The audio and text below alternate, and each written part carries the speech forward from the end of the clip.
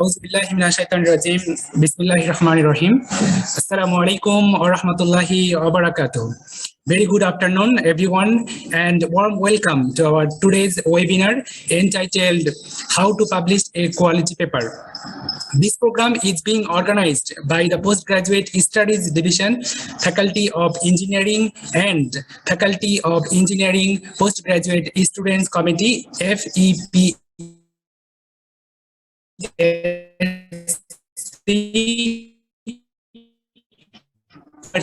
Putra, Malaysia. At the very beginning, recitations from the Holy Quran.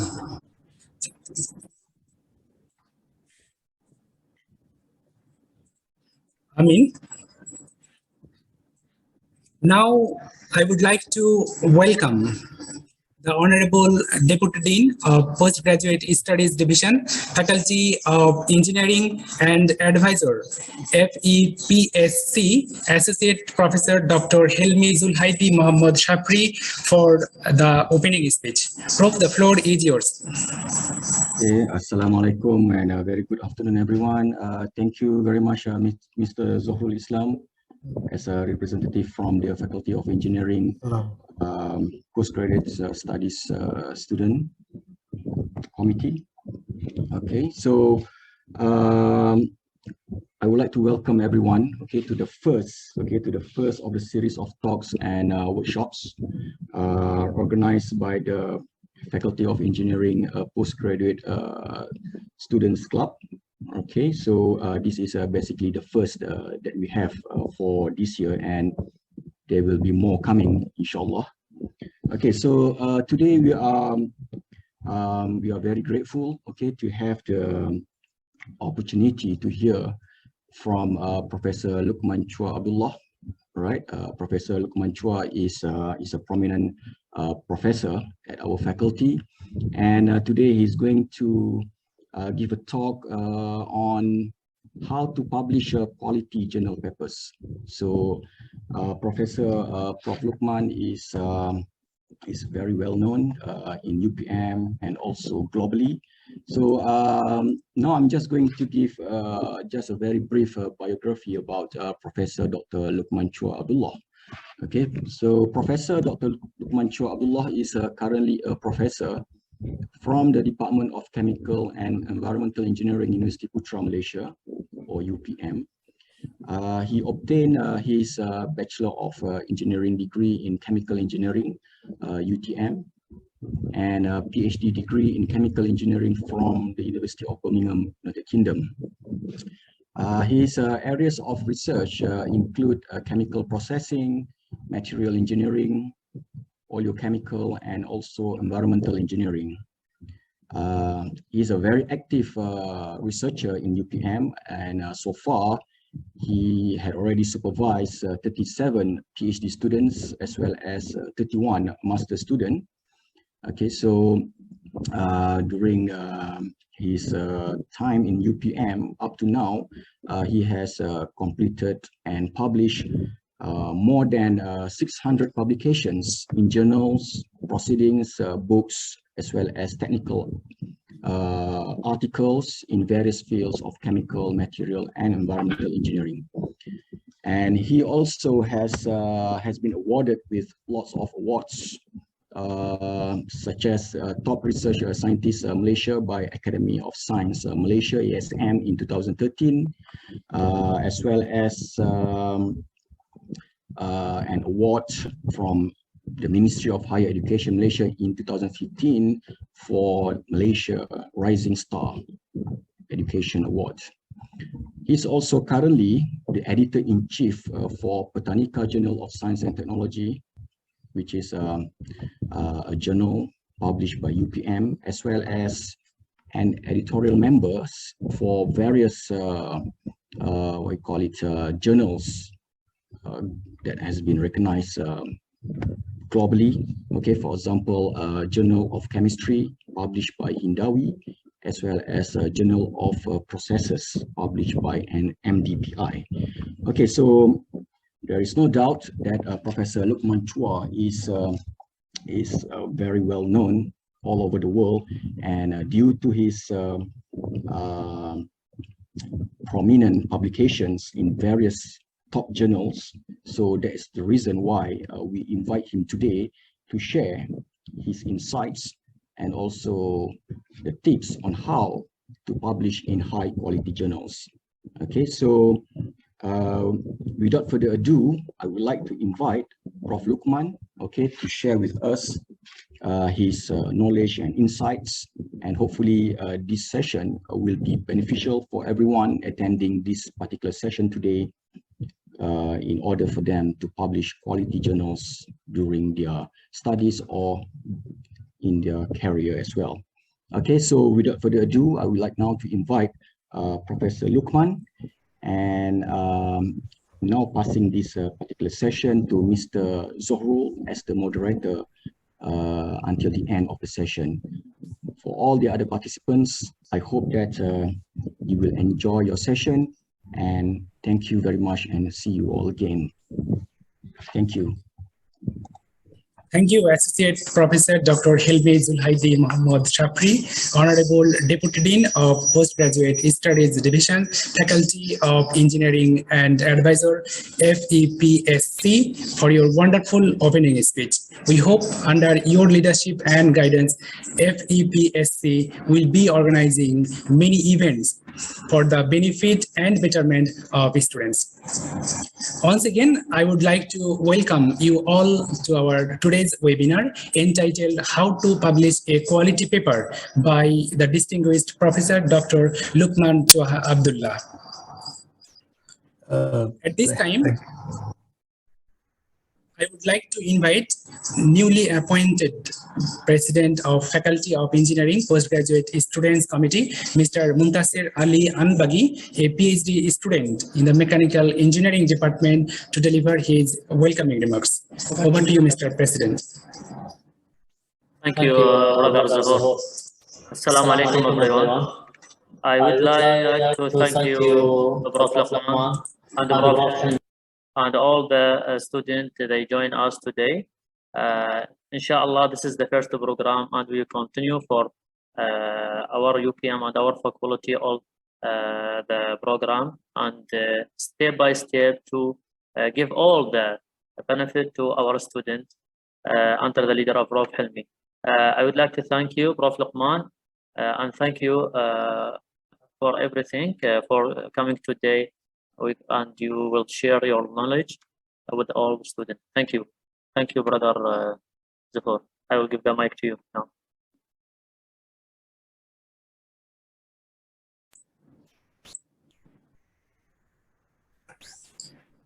Thank you, Mr. President, for your welcoming remarks. Now it's time to go to our today's main agenda, for which you all are awaiting.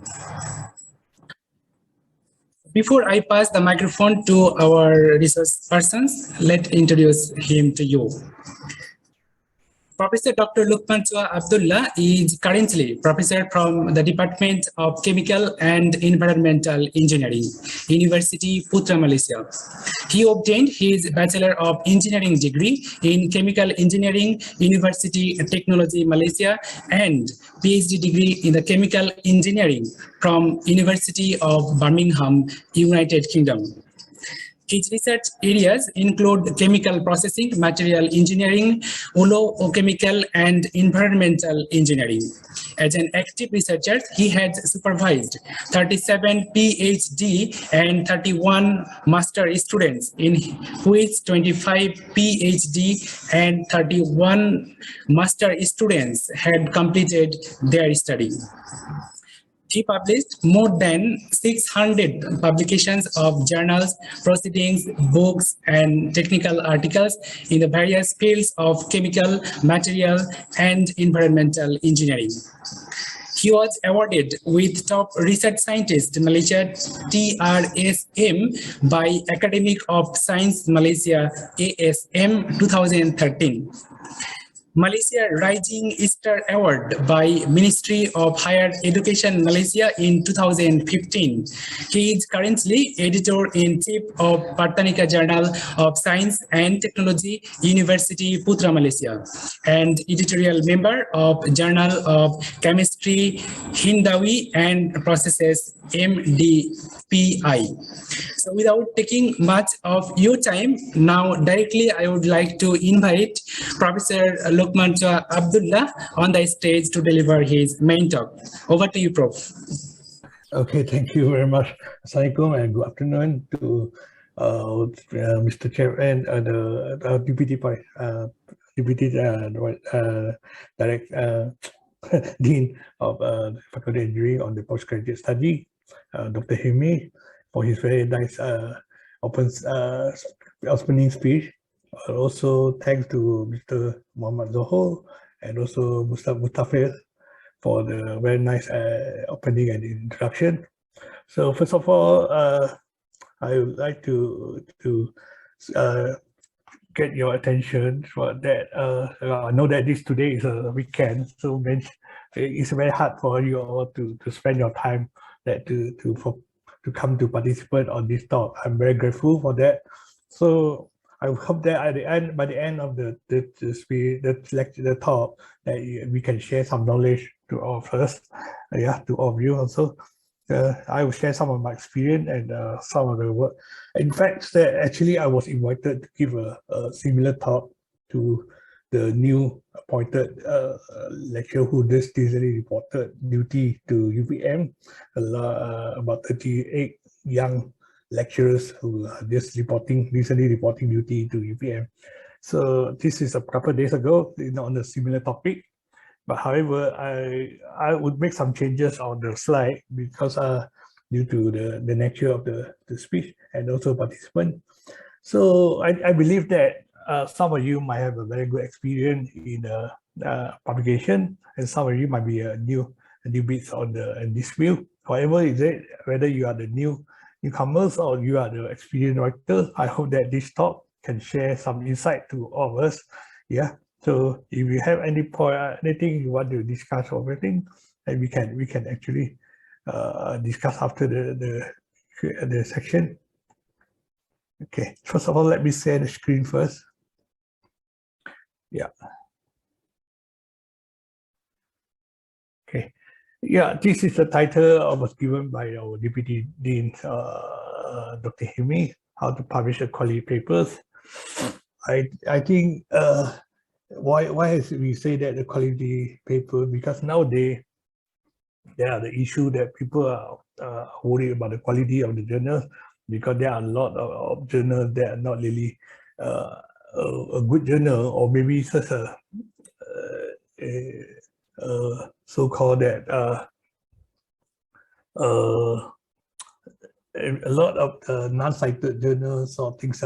I mean that people are all questioned about that, whether which journal is a good quality journal, which are the ones. Should I publish in the Ascopus, or should I publish in the ISI cited? All these are question mark to many of the newcomers.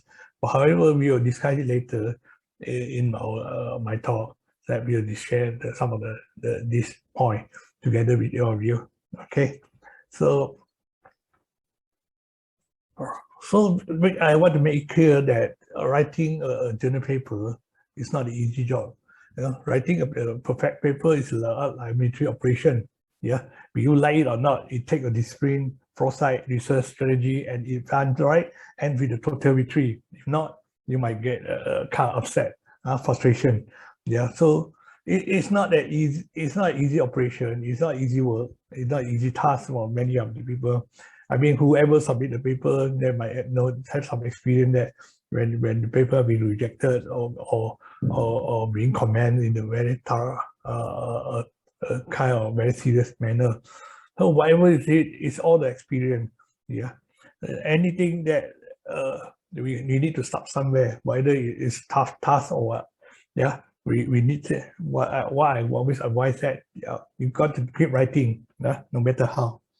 It's a take a very good discipline, yeah, and you need a very proper planning for that. You have to increase the chances for your paper publication. So what you get from this talk is that the outcome of this talk will be the understanding of good journal preparation, how to choose a journal to submit, a component of the journal manuscript, publication ethic. Yeah, this is what I say. So yeah, what you won't get here is the instant expertise. I can't guarantee that after you listen to my talk, after that you become an instant expert. That's not possible. I can't make you immediately become an instant expert. The expertise is earned, not given, and engineers are made and not born. Overview, task of writing a research can be a daunting, even with the groundbreaking research, unless the paper is correctly written. At best, publication will be delayed. At worst, that never published. So if you don't do it properly, that your paper might either be delayed or not being rejected. So there are the consequences. So we have to take it seriously. Now, writing a journal paper is not a child play. So it really needs a very good planning and very good proper writing. So what is the motivation for everyone, for any one of you, that to write a paper? Yeah, many people have different purposes to write a paper, for dissemination, for career prospect, in promotion, for the improve of funding, especially for like UPM. You want to apply research grant, you have to show that your track record, even from the Ministry Higher Education, the track record of the researcher are very important. So it's a proof that you are capable to carry out the research. So it's very important for your career development. You want to work as a researcher or academic. Yeah, your ego, self-satisfaction. Yeah, it shows that your pride, that you can do something, you can prove to others that you can do it well, and many others reasons why you need to to publish a paper. So to be an effective communicator, to be a good writer, you need to be a good communicator to increase your chance of publication and your research impact. Yeah. So clearly communicate your idea in writing is very important. Yeah. You really need to communicate well with your audience and your between yourself and the audience.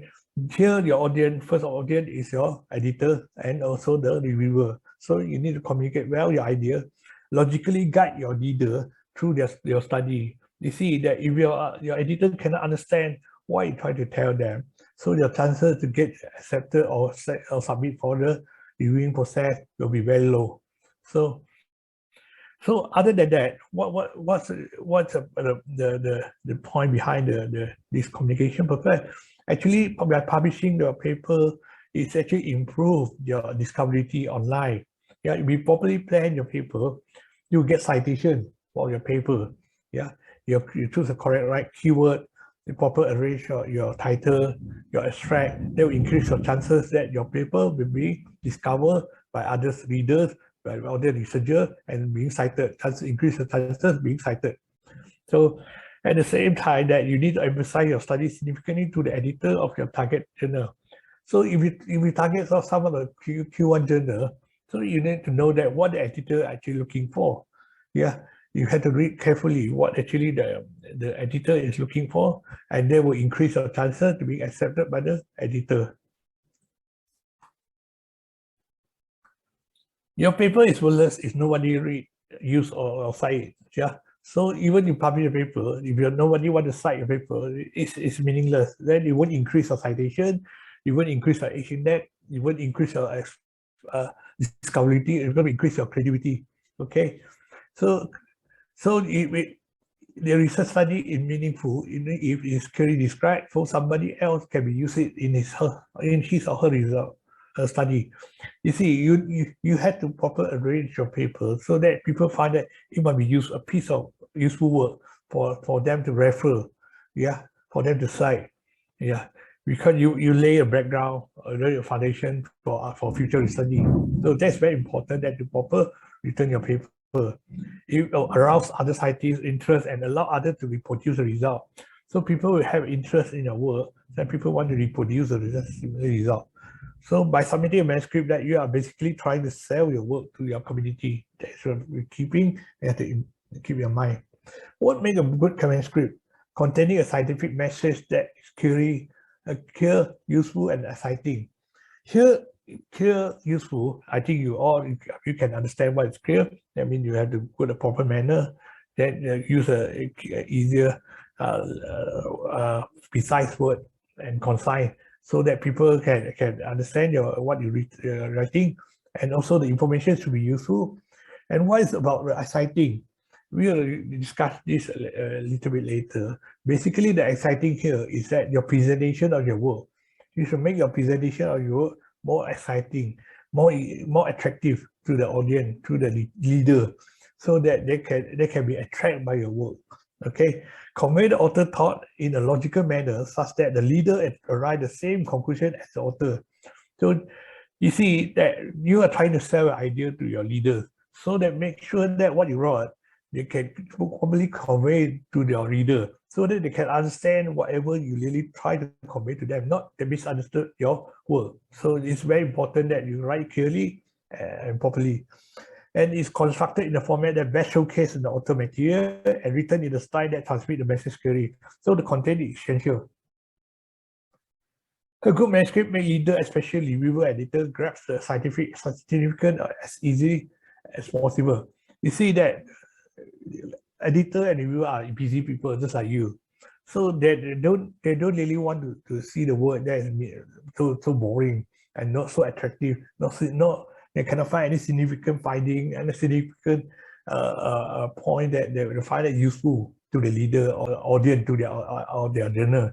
So that if they found that there's no novelty, there's no interesting point you try to sell to them, the chances for them to accept your manuscript will be much lower. Okay, writing a good manuscript is not easy, but prepare to work hard on it. So cherish your own work. If you do not care, who will care? Why should the journal will care about it? So there's no secret recipe for success, just some simple rule: dedication and hard work. That's one simple thing. Editor and reviewer are all busy scientists just like you, making it easier for them to save their time. So presentation is important. Okay, decide on what kind of journal or manuscript to submit. This basically, most of you will submit this full article. Yeah, this basically, most of you will first come to your mind that this full article is the first choice. But however, there are many other types of articles that you might think about that. For example, the letters or short communication paper. This is particular for certain field, like for example, IT, fiber optic or whatever. Some of the area will move very fast, so people cannot wait for the very fast for the complete result to be established, then to submit the full paper. So people always go for this letter. Don't misunderstood that some of the journal, although they are letter, they are short communication style, they actually are good journal. Yeah, just that they like many of the people published by IEEE, they're actually in the letter form or short communication form, because these are our journal. They accept the research that need fast publication, need fast so that the author can claim that they stand in the field. Yeah, they just discover some important finding, but they cannot wait for the overall research to complete. So they highlight some important finding, some discovery. Yeah, and so these are short communication. They aim for fast publication. And another one, a review article. Yeah, I will encourage people to write review paper if you want to increase your citation, your action deck, because review papers show that you are really understood the field of your study. You are usually by the expert in the field. They will write so a good review paper is not that easy, but but if you can perform that, you always invite a lot of citation.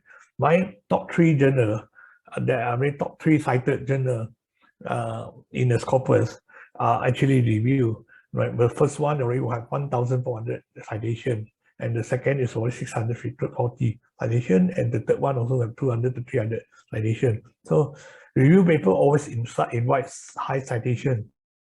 Yeah, it's not easy, but worth to try, and particularly for those researcher or student that yet to have result. And it's a good practice, especially for students, to write a research review so they can understand their scope very well. And Of course, for researcher, if you are the expert in the field, writing a good review paper will be a good practice. Then after that, self-evaluate your work. Is that sufficient for the full article or results of training? That should be shown as soon as possible. So how to choose whether it being communication or being a full article? Then you have to look at your quality, your contents of your work, and ask yourself, is that sufficient or not for the full article, or you really need to publish in file. So understand the journal quality. Picking the right journal for your manuscript. It's like changing a diaper. It takes the more experience that you would like to do it well. So one group, a way to rank the journal is a quantitative. Several score like impact factor, age index, aging factors, article influence score are derived from the analysis for citation count. So I would always encourage that you look for those journals that are cited. Well cited in the good database, like for example, Web of Science, Scopus. In UVM, the two types of database they usually accepted is the Scopus and also the Web of Science.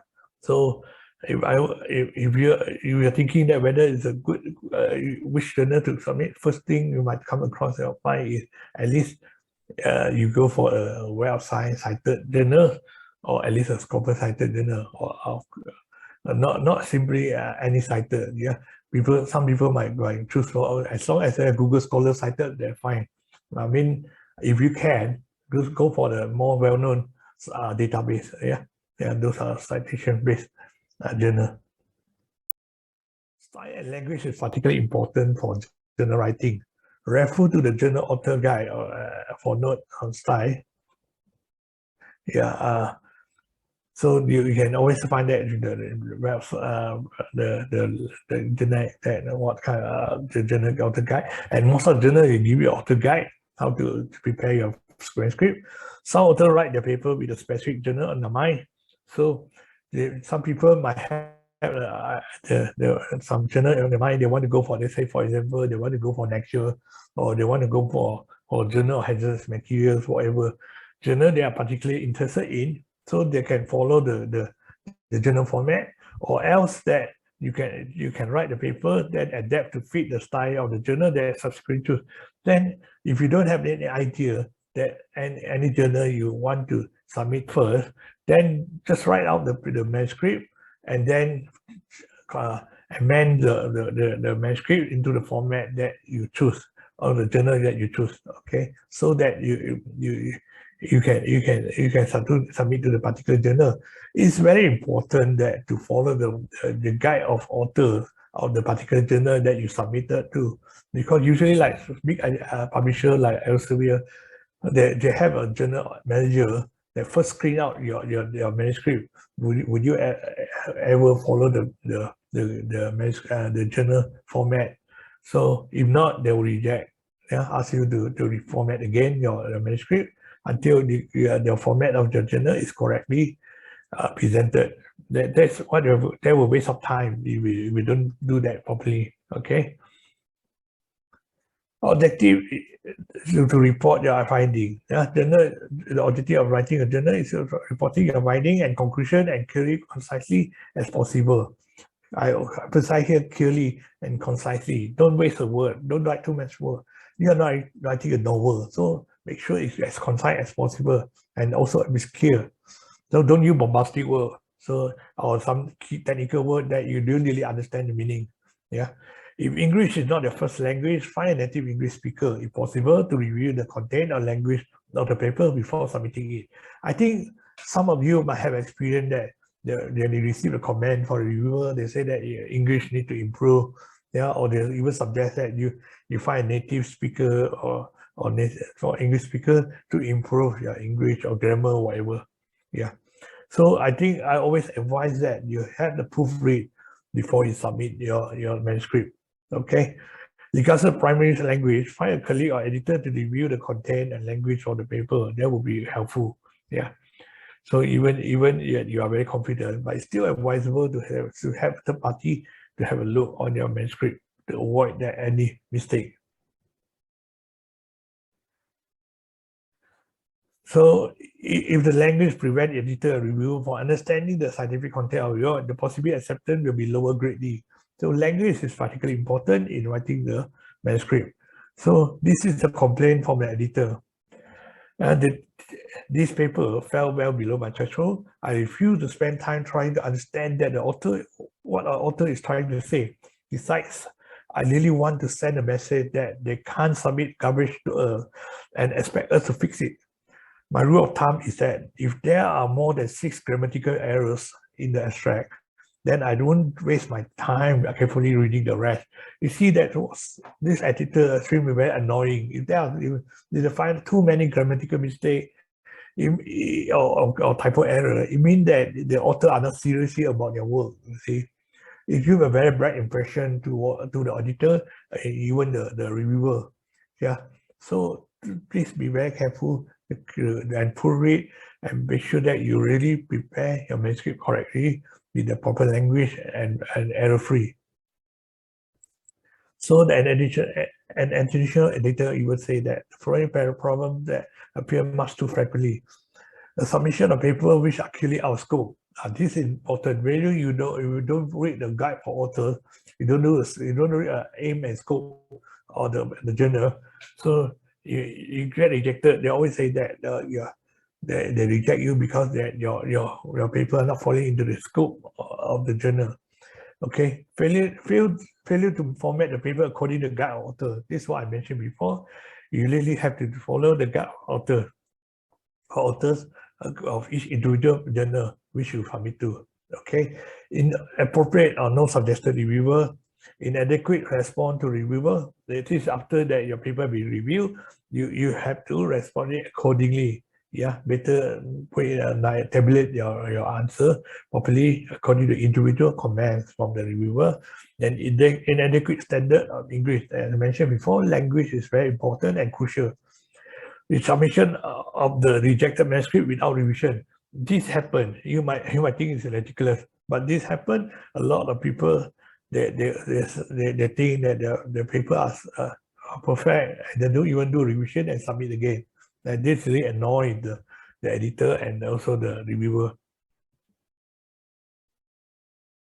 Clarity, objectivity, and accuracy. Make your writing scientific. Be careful with the unfamiliar word or phrase. Do not just rely on electronic dictionary or translating software, which may bring out the ridiculous result. You should understand the meaning of every single word that you type in the manuscript. So don't rely on Google Translate or whatever translate software. Okay, so make sure that you really understand what you write. Okay, pay attention to the common problem like consistency of the sentence, yeah, logic of the expression, accuracy of the grammar, spelling mistake, and typo. These are the things that you need to take note. Okay, now we come to the structure of the manuscript. As a general format of the manuscript, a full article that will consist of title, author, affiliation, abstract, keyword, then followed by the body of the text is that, for example, introduction, methodology and material and methodology, result and discussion. Then of course a conclusion, followed by the acknowledgement, reference, supplementary material, if any. So the title, authors, abstract, keyword are basically used for indexing. Once your paper accepted and published, this keyword, those title, your names or whatever, they'll be used for the indexing purposes. So people use a corpus, use the sign direct, they can put in a keyword or author names or whatever, they can find you or find your works. Okay, so this is what is important, that you always have to be very careful at choosing the keyword. Okay, this is my own personal experience. I always encourage my students or my friends who are interested to write a paper, not to immediately write the papers. Yeah. Many of you will start writing a paper. When you start writing a paper, you start from the normal orders. For example, it starts with introduction, then material and methods, then followed by result discussion, followed by the conclusion, and acknowledgement, reference, acknowledgement, and all sorts of things. So my way I advise my student is that not start with the the writing first, but select the figures and tables. Yeah, the figure table photos of table that you would like to present in your manuscript based on the title, the theme that you fix in. Yeah, you already select a theme, a title for your paper you aim to write. Yeah, you know that what scope you're going to put in this paper. You already have an idea what is the title, what the aim for this paper. So select the relevant result figures and table that you want to present in a manuscript. So you can select, because I know that all of you have done a lot of research experiment. There will be hundreds or thousands of data that you have been produced, but you cannot put all the table figures, everything, every single table figure into your journal. So you have to very carefully select what result, what table figures you want to present into, which is actually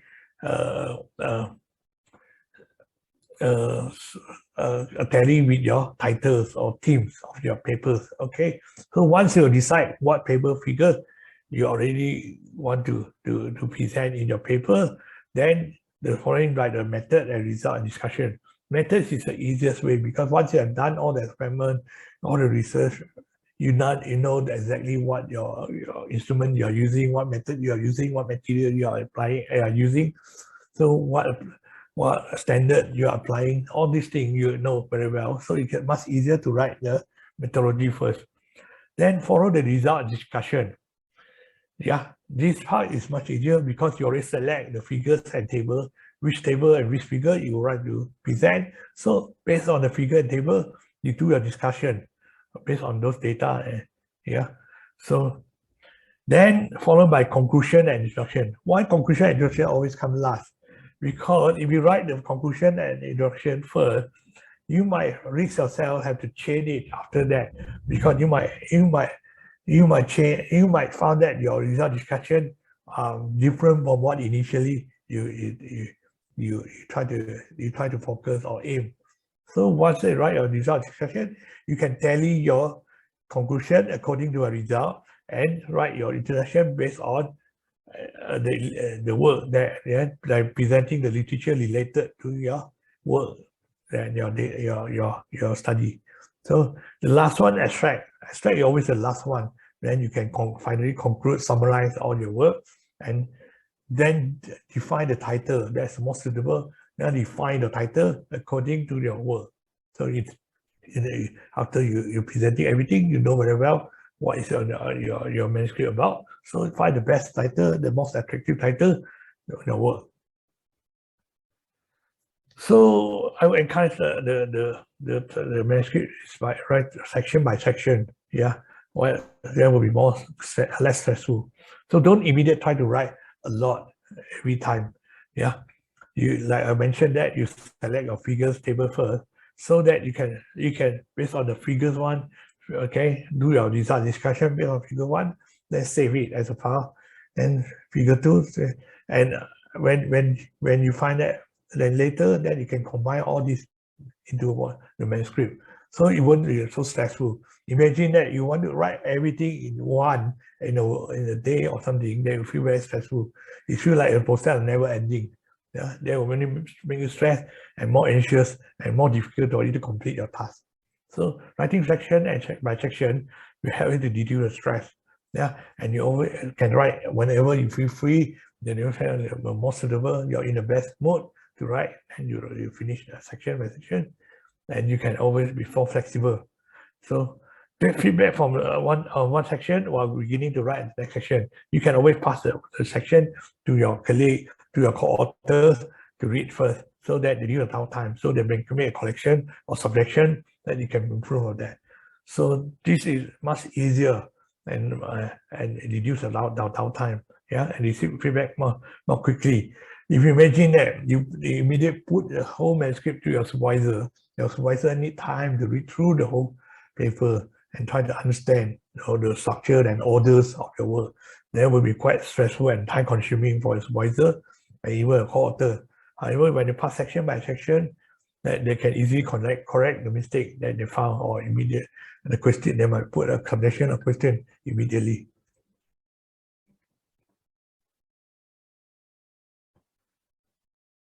So before you begin, what is the focus of your paper? Yeah, before you begin, ask a few questions about this. What's the research question? What is the thing you try to solve?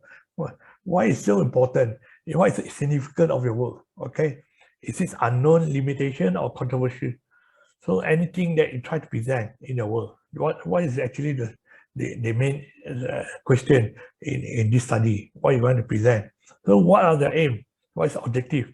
What you try to plan to do? What you plan to do? What you plan to achieve? What is the objective of the work? How is directly related to the problem? When you have a problem statement in your previous question, your research question, so what is the aim? What you try to solve?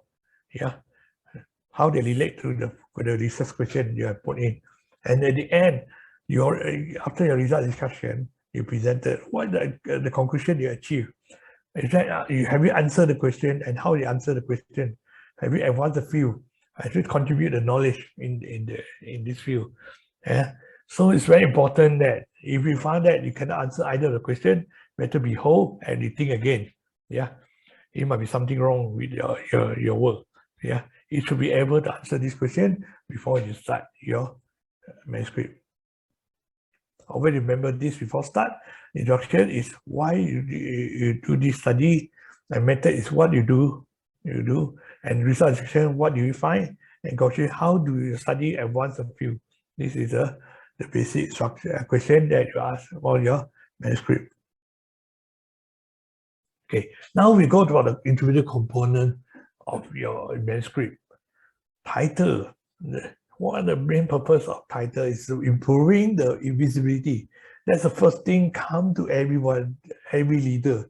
Yeah, before the editor can go through your detail of your content, go through your abstract, your manuscript, the first thing come to your eye is their title. Whether it attract them or it's a dumb title, that is very important. Yeah, so you have to know that how to write an attractive title and try to attract the eyeball of the authors, the readers, and especially the editor and the reviewer. Even after your paper is published, the good title will attract more people to discover your manuscript and arouse their interest to read further about your paper. And further after that, maybe they will cite some papers based on your content. What's the important point here? State what's important. So your title should emphasize what's important. Yeah, people read the title, you understand what you're trying to tell them. What's the important point of your work? They contain a keyword. The title should have the keyword of your work. Yeah, the particular keyword that you sell an idea. It should be less than 20 words, not too long. The lengthy title won't help because after they read the long title, they might forget exactly what you're trying to tell. So better be concise, and accurate to express your title. Try to avoid this, a question. Don't put your title unless you're the expert, you're invited writer, yeah, invited authors. Some people like to say what caused global warming or whatever. There are some fiction articles invited by the editor.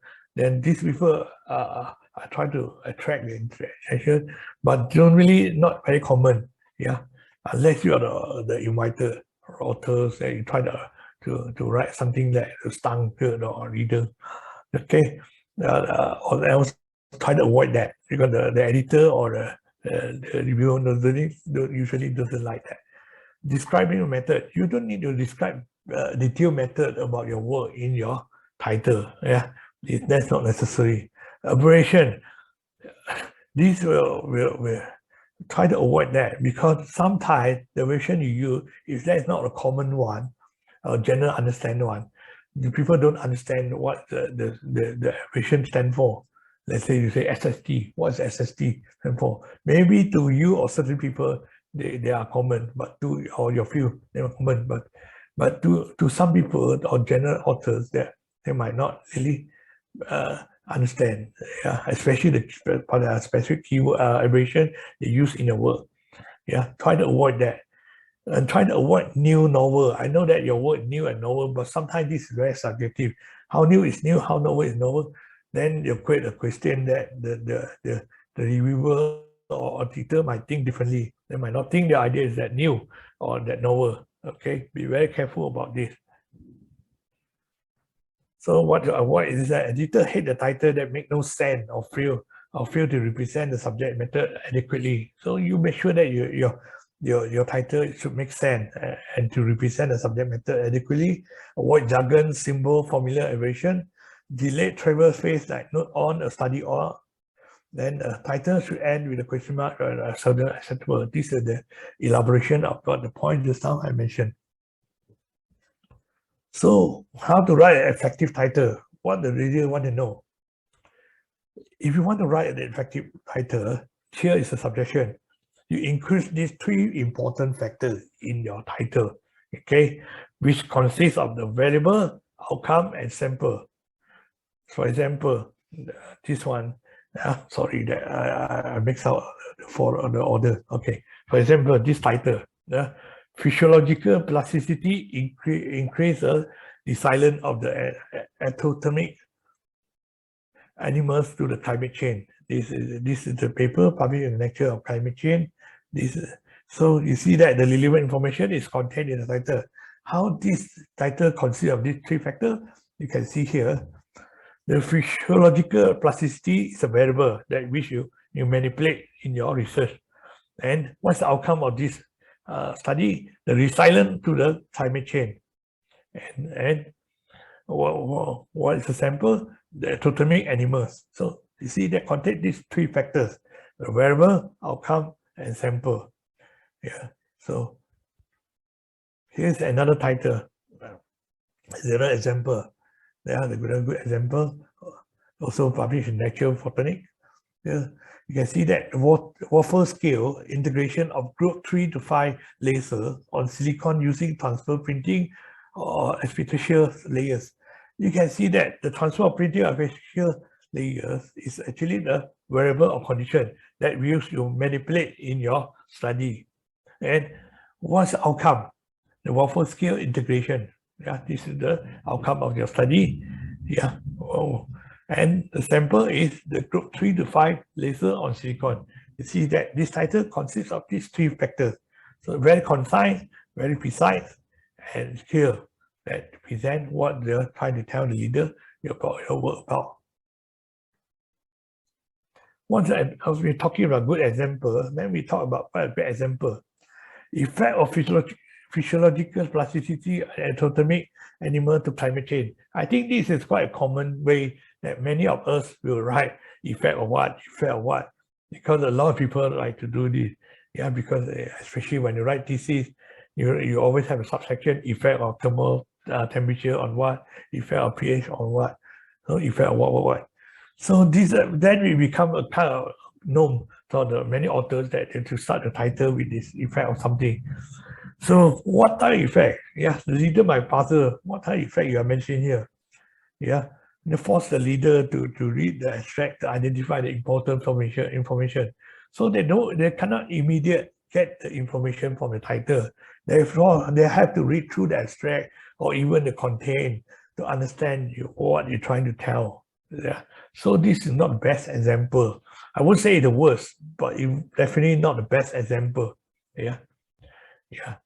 So this is not that good. Yeah, it's a bad example, but it won't be the worst. But you want to write a good, attractive example, you should avoid this. Many journals ask the student or authors to write a highlight and statement or novelty of your work.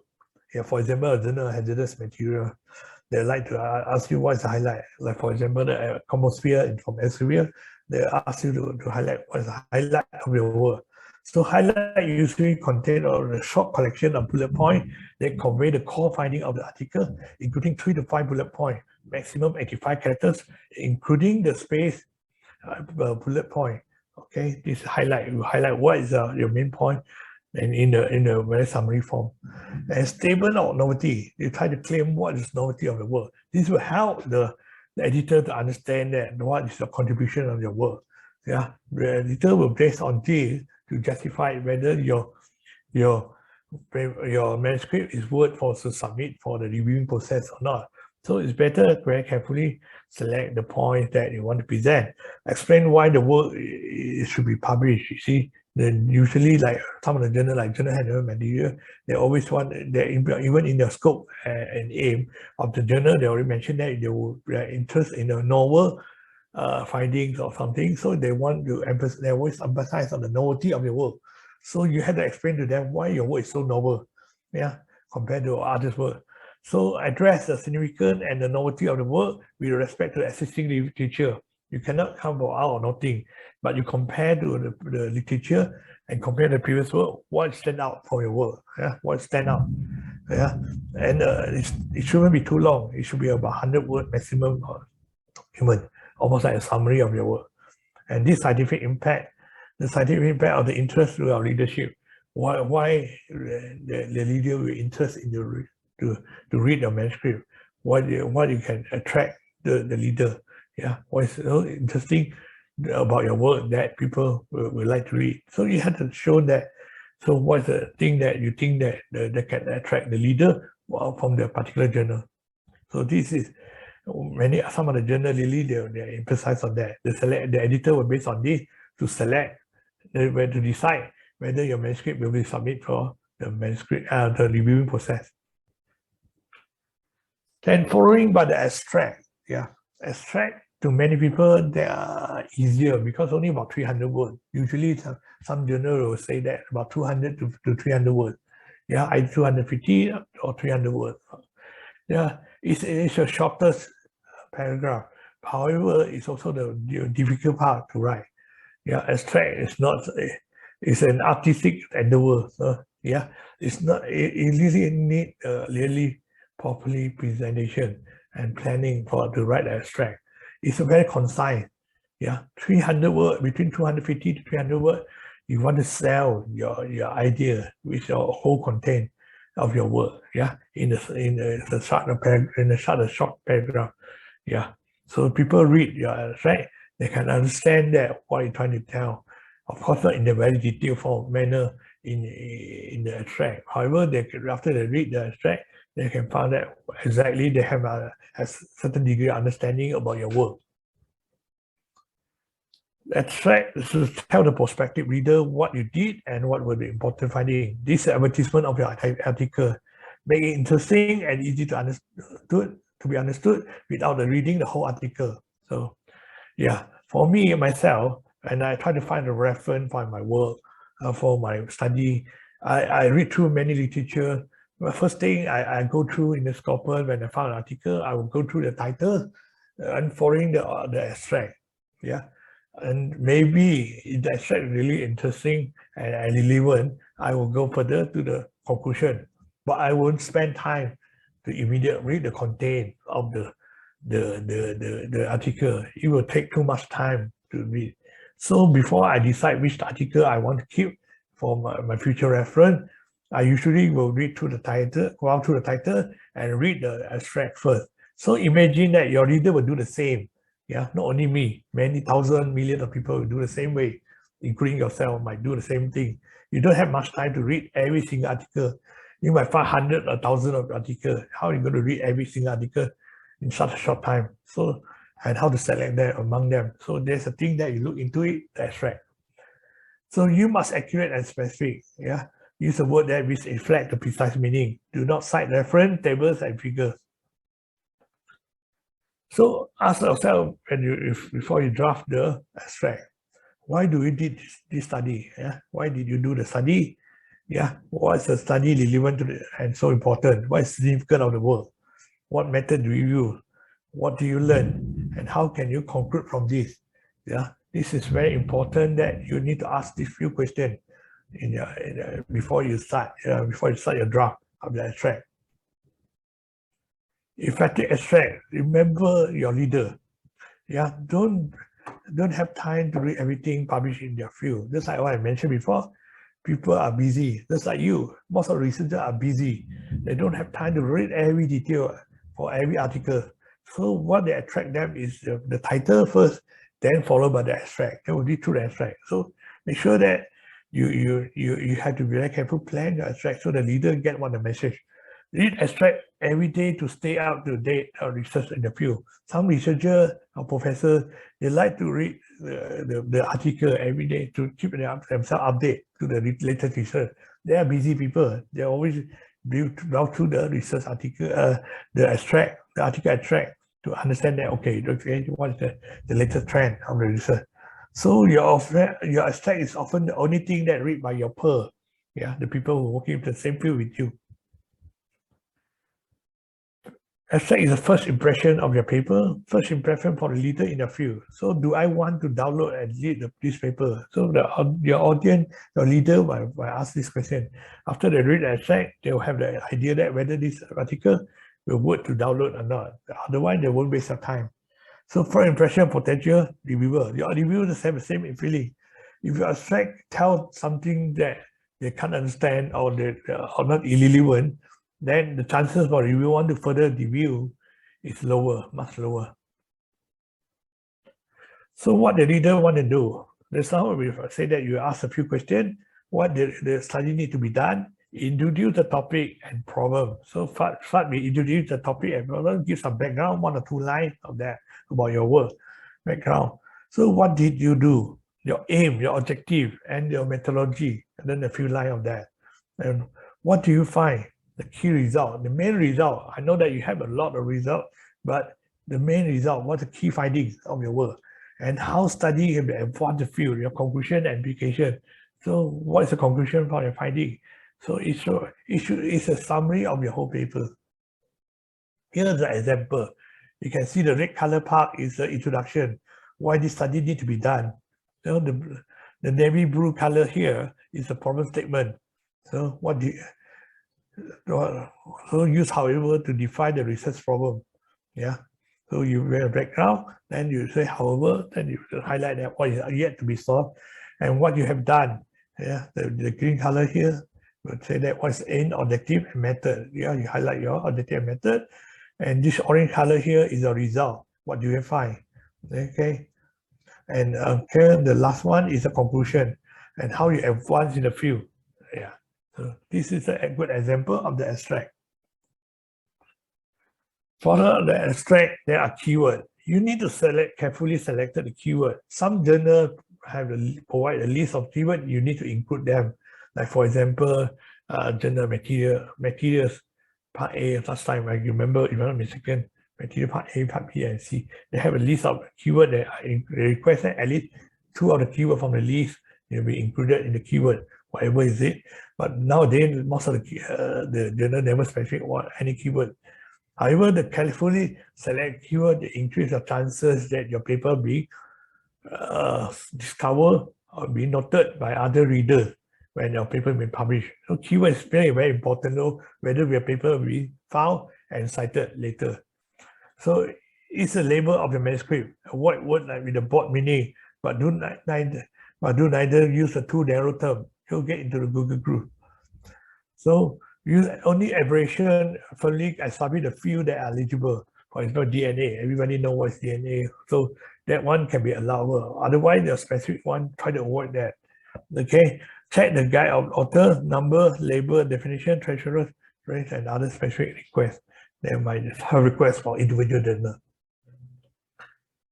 Following that, the abstract, that will be the important part, the introduction, what's known about the topic.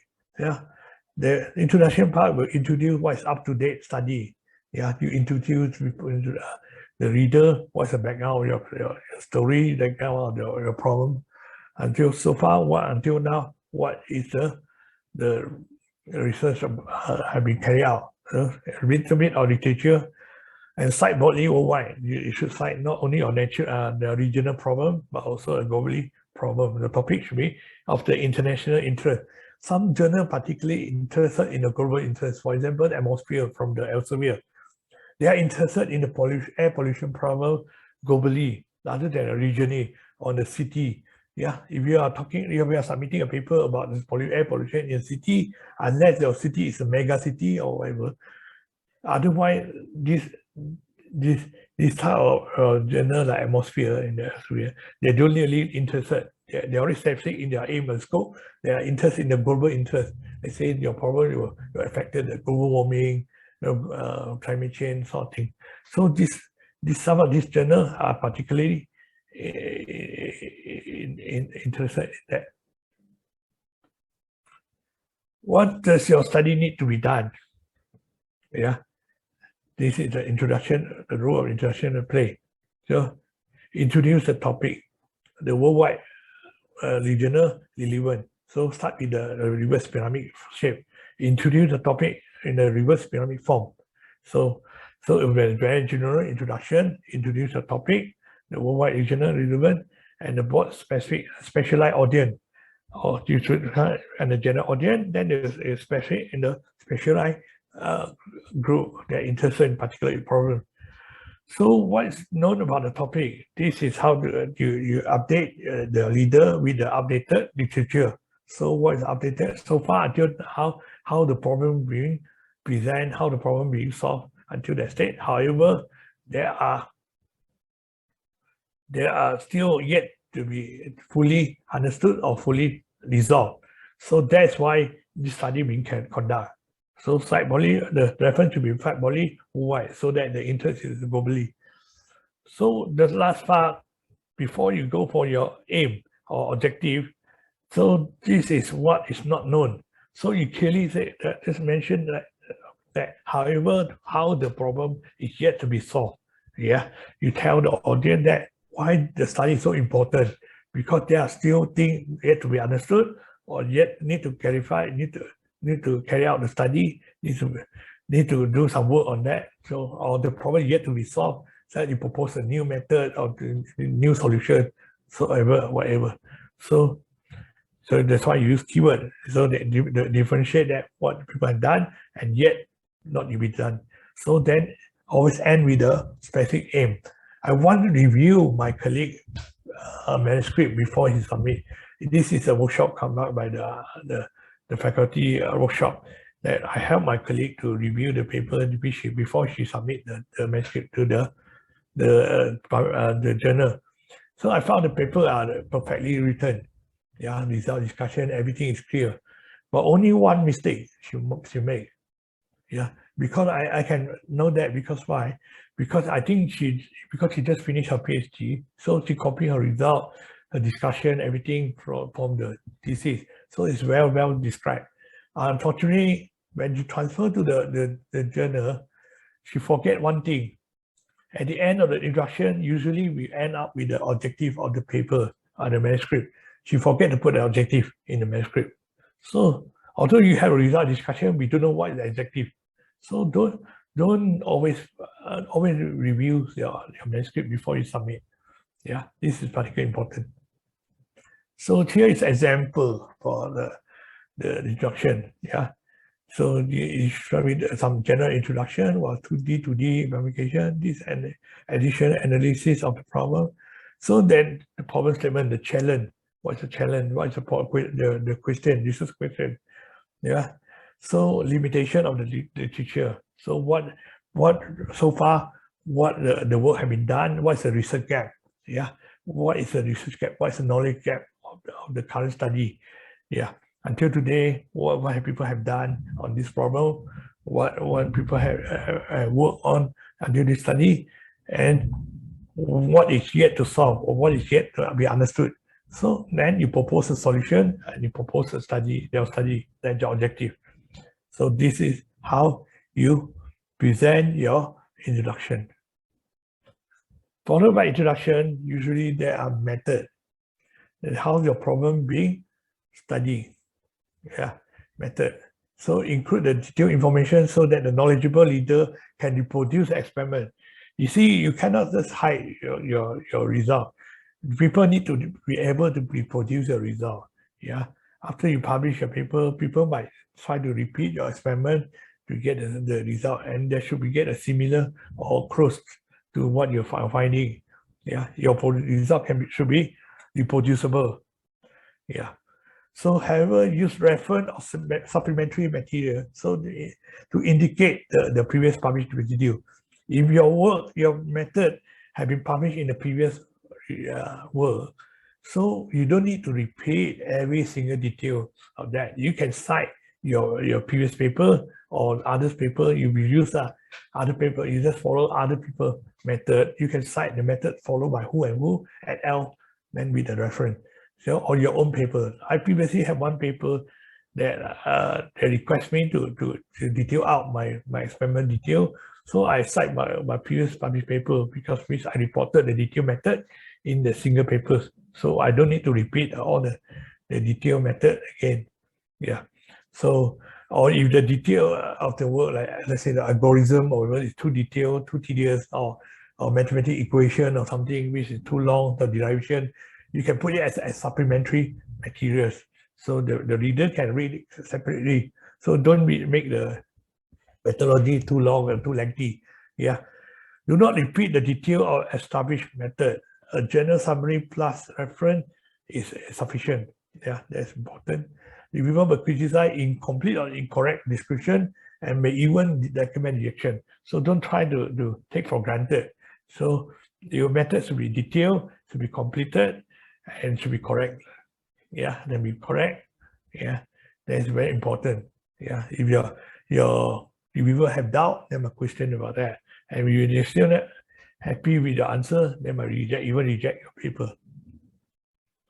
So this is an example of what the methodology can be written. So with the material, yeah, and you can even cite the reference which is previously presented and the condition and any additional information you might present.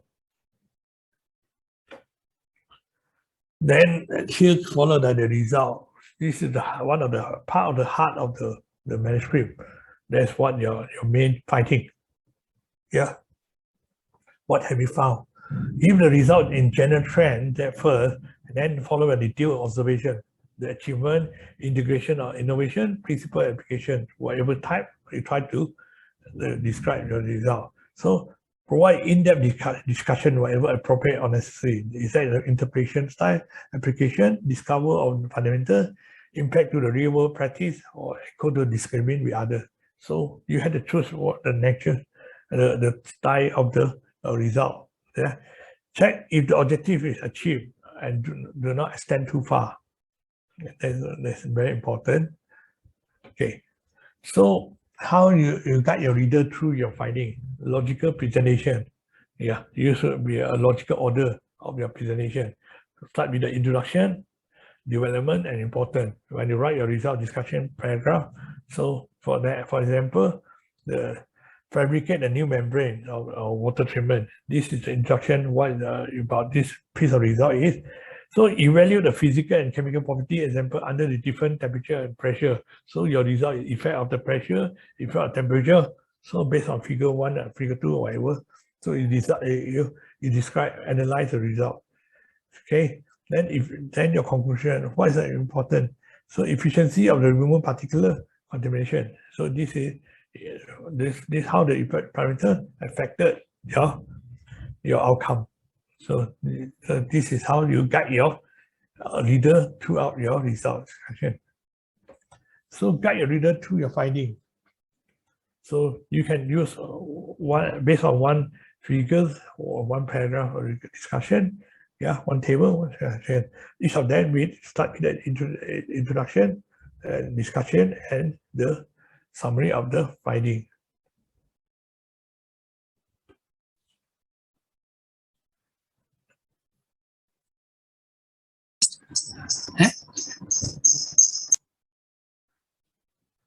So, describing the relationship among the findings, yeah, it's very important that you indicate where your data is, which table, which figure you are actually refer to. Okay, you should highlight that. Okay, table 3 show that this is a general introduction. Okay, show the lowest soil lead level, how much compared with the site B and A. However, you see that they have a senior posting to guide the leader. They do comparison. Why? What happened? Yeah, they describe A and B. So this is the result. See, then who is the highest? Then the others two. So this is the result presentation. So you do comparison, you do description.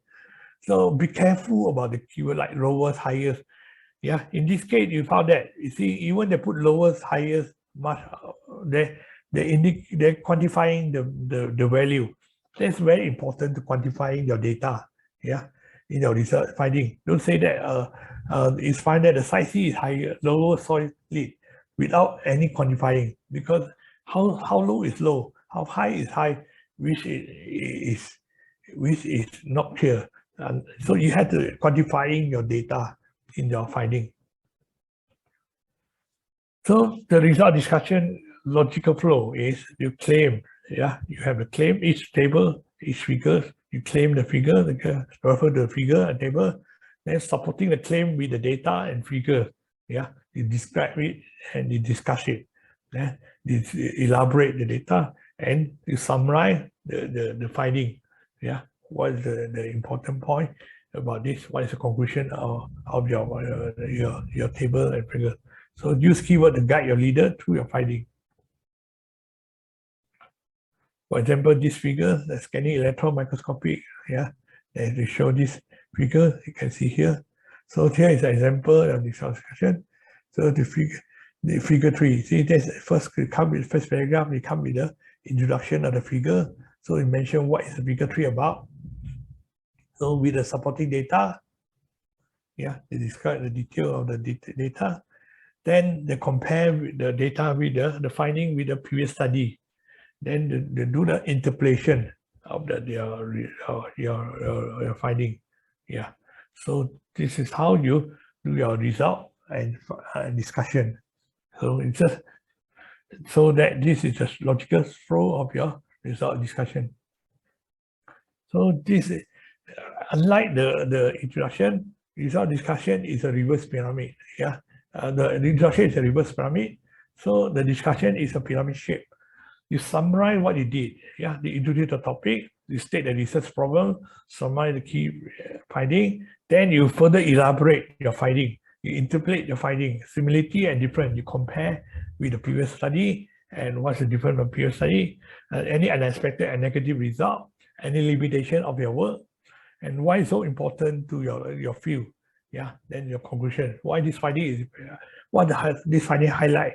Yeah, why this result? What is the significance of the result to the topic, to your field?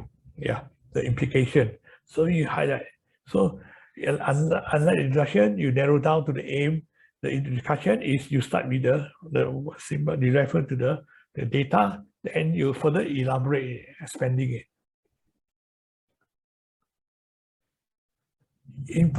Then followed by the result discussion, definitely there's a last part, that's important part is a conclusion.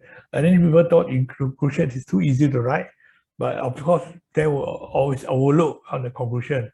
So be careful of what you're writing your conclusion. So that's the last thing that the leader ever read. So there's also the thing that what's the remember most by your reader about your study. After your reader finish your reading your conclusion, result discussion, everything, the last part they will have to recall and what the summary of your finding. So what you achieved. So this is the last part ever to read. So what do you want your reader to remember? The main conclusion, the main solution of the problem. So you have to highlight that what's the main solution of the problem. The key finding, one or two most important finding. You don't have to put all the finding, but the most important finding, what you want your reader to remember. The implication, what's the contribution to the field? How your knowledge, your finding, you contribute to the field, how they advance the knowledge in your field. And you might put a line or two to guide your leader, what's the future direction. However, there might be something that yet to be studied, or they can further discover or further do investigate. So you guide your leader on that if you like. Here's the example of strong conclusion. This work demonstrates in the in vitro applicability of the within biotin technology for creating artificial metal enzyme that catalyze the olefin metathesis, a reaction mechanism that is not present among the natural enzyme. Here you can see that the blue color part here is a conclusion, and followed by the key finding. They highlight one or two key findings. They don't highlight every detail, but that's the most important finding in the purple color part. and they do the implication that what the future development can be, or future imperative can be work on this field. Yeah. So this is a very good example of the conclusion. So implication is encouraged to be presented in the conclusion, but however, don't put an empty implication. Like, for example, saying this study will provide new insight, or this study will give us a better understanding. So be specific what insight or which insight you mean to. How does this study improve our understanding? So this, you should use the description that is clear and specific. Reference is a part that always overlooked by many students and researchers. A lot of times that I found that, especially of student, PhD student, they read through the thesis of them. I have examined more than 200 thesis, PhD thesis, and master thesis. I found that many of them have this problem. They don't really care about the reference format. Yeah, so make sure that you really follow the proper format. Typically, there are more mistakes in the reference than any other part of the manuscript. Cite the main scientific publication on which your work is based on.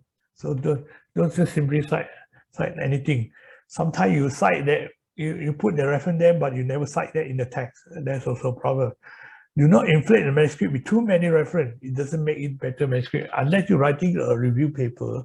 So don't over-present too many references. Some people just want to cite their own paper into it, or to increase their citation. So that's not a professional way. That's not a proper way. We'll discuss it later in the ethical research ethic. But however, try to only find those relevant to your work, okay? And try to cite the latest one. Don't cite something that is about a century over, yeah, 1826 reference, unless it's necessary. Avoid excessive self-citation. Yeah, this is important. Many people try to increase their self-citation. They cite their own paper. Yeah, it's allowed to cite your own paper if that's necessary, but don't overdo it. Okay, avoid excessive citation or publication from the same region. That one is really difficult. But if you sometimes this happens to certain countries, the people like to cite their own paper from their own country. Yeah, so not really encourage that to be done this way. As I mentioned, try to make your paper exciting. I mean that presentation. Yeah, your presentation is an art. So don't crowd your plot when you put a table of figures. So make sure that you don't crowd your data. So make the reader easy to read your information. Especially if you want to use 3D, make sure that presentation, the data in the front, never hide the data on the back. If you find that the data on the front hide the data at the back, so try to avoid that. Yeah, don't use that kind of presentation of the kind of figures. Yeah, presentation for your figures. So make sure that the scale is properly selected, appropriate axis and label size, symbol clear to read, and the data set are easy to discriminate. Each photograph might have a scale marker. This is very important. People want to know that how many power of your magnification sort of things. Yeah, use color only when necessary. If different line style can clarify the meaning, never use the color or other trailing effect. So okay, color is needed to be visible and distinguishable when print out in black and white. But nowadays most of the journals are online, so that's not a big issue anymore. Do not include the long, boring tables unless you are writing a review paper. Then you have to compare many things and put tabulate many data, literature in the table for comparison purpose.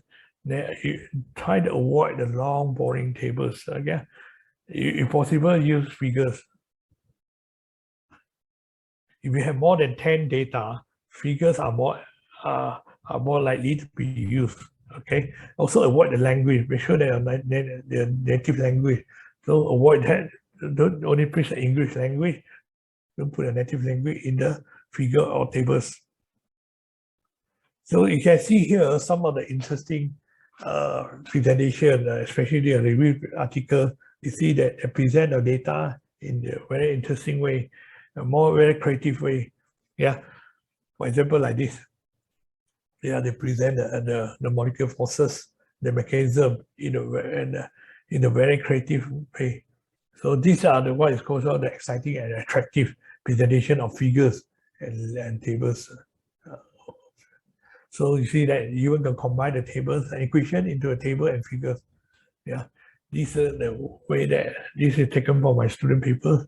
Yeah, the way they present are very interesting. You can use your creativity to present your information and data. Yeah, try to use a more creative way to present your. So these are the summary of the publishing tips.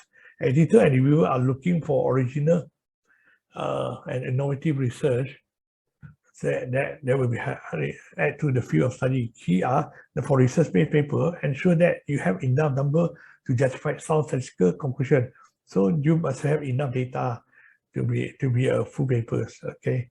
And for a large study, it may be better to produce one important research paper rather than a number of incremental paper. Some people like to break into a smaller part result so that they can have more publication. I won't say it's wrong, but it depends on individual. If you want to publish a good journal paper, and the one complete result might be is more easier for you to get into the top journal. Yeah. Easy way to ensure that your writing is clear and engaging. Introduce only one view idea per sentence. Don't use double negative, for example, not uncommon. Avoid over repetition of information. Be careful not to overcomplicate it by using a variety of terminology to refer to the same phenomenon. Yeah, be very careful about your terminology you use. Draw a clear and explicit link between the idea. Don't rely on the reader to connect the dot themselves. So you must be very clear. Draw your statement and the conclusion together for each discussion for your presentation. Be specific and direct. Try to avoid filler word and general term like very often, different source. Instead, say how often, how exactly. Describe which source in particular and how you identify them. This is just like I mentioned. If you say much higher, how high is higher, how low is lower. So very specific. There are 3 centimeters longer. Yeah, 5 degrees higher the temperature or whatever. Yeah, more specific, so people get the idea how far is how high is high. So basically, these are the example for what the reviewer looking into it. They normally first thing is looking at the novelty of the work. What is that technical sound? All these are basic general one before they look into the content and specific information. These are the comment of the reviewer. The originality of the paper need to be further clarified.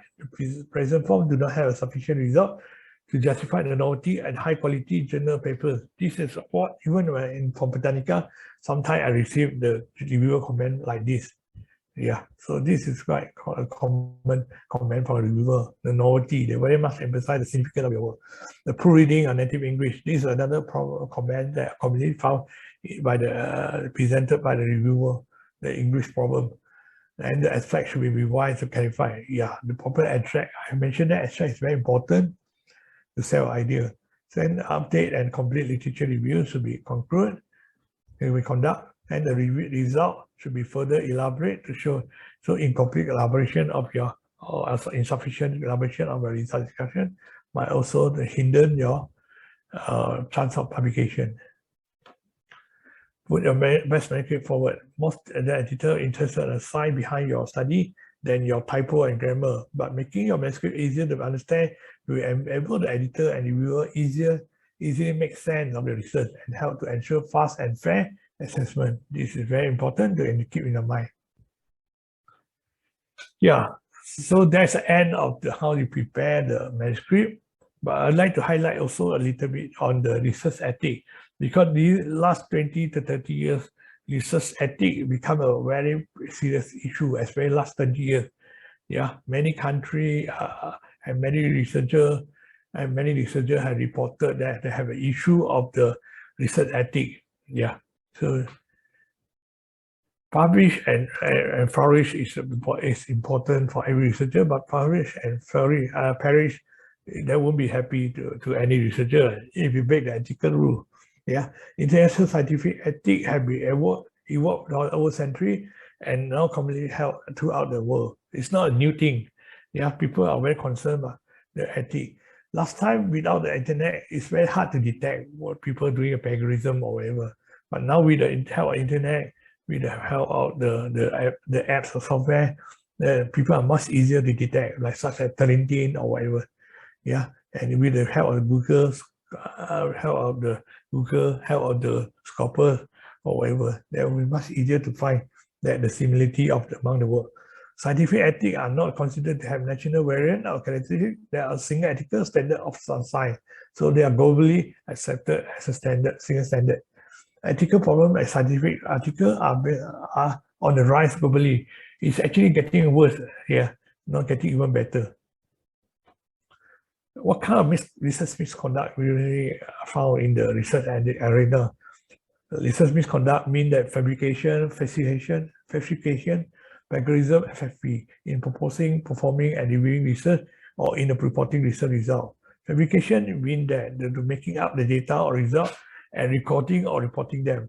Falsification is manipulating the research material, equipment, and process, and changing or omitting data or results such that the research is not accurately represented in the research record. And plagiarism, this is one of the most serious problems, is a appropriation of another person's idea, processes, result, or word without giving appropriate credit.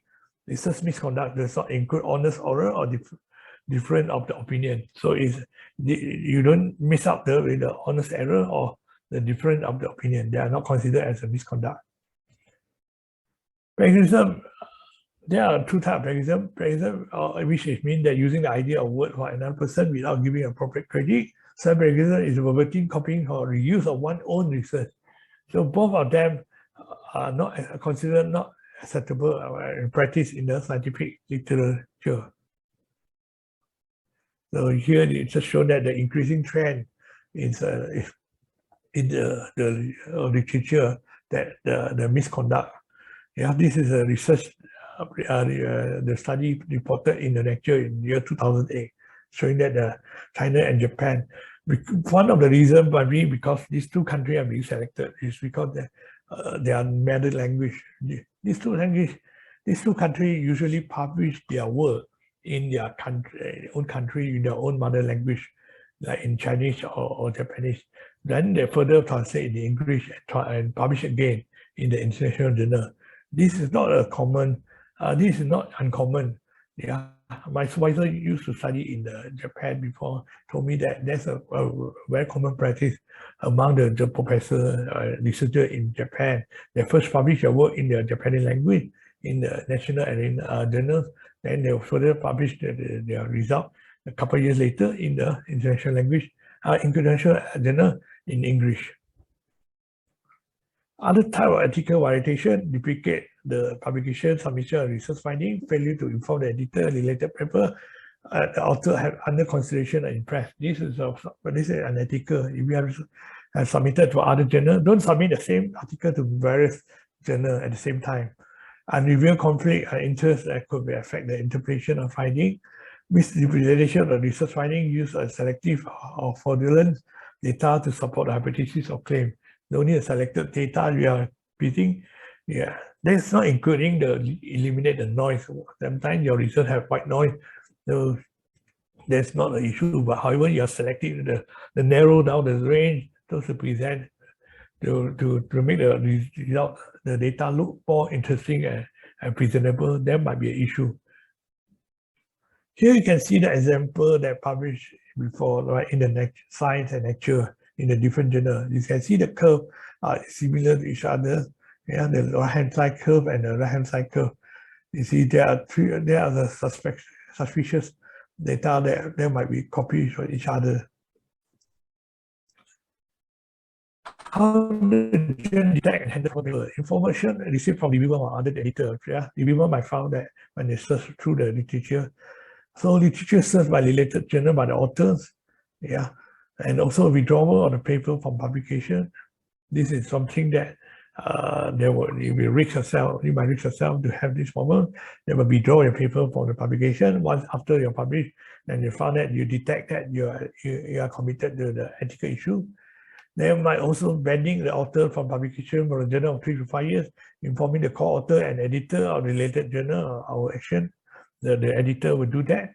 And for less serious case, placing the author in the watch list, the careful examination for the submission prior to requesting review. So they might watch it if they suspect that you are committed to an ethical issue. Here is an example of the plagiarism. You can see that the copy here. The only difference is here, the 2 theta. Yeah, they replace it to the 2 theta in the symbol. Yeah, and plus a unit here. Yeah, exactly the same figures, but published in the different journal. You see that this is actually copy. You publish a copy from the original journal, which is published in Journal of Physical Chemistry B. Then have published the Physical Chemistry C here. And here also, they just omit the scale and change the scale. But it's the same as the exact same photo being used. So once they found it, they'll retract the paper from publication. Yeah. Yeah, this is a example that they're detecting. This is not a new thing. It's already happened. You can find this in the Science Direct, many of the retracted papers. So responding to the process, there was a study we conducted before that and published in the Science in 2009. 212 pair articles was with a sign of potential plagiarism was chosen for the study. You can see that 86.2% have a similarity between the original article and the duplicate, 70.1%. The average number of share preference, only 47 or 22.2% duplicate cite the original article as a reference, and 71.4% the manuscript pair share at least one highly similar article table of figures. 42% will also contain incorrect calculation, data inconsistency, and reproduce and manipulate photograph. And what's the finding is that the respondent of the predicate author will move varied.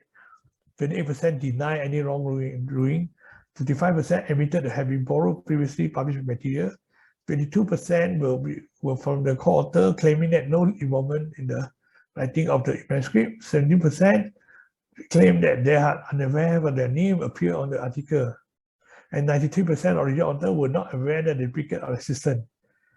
Yeah, so this is how they see that many of them don't want to admit that they are doing the plagiarism or wrongdoing.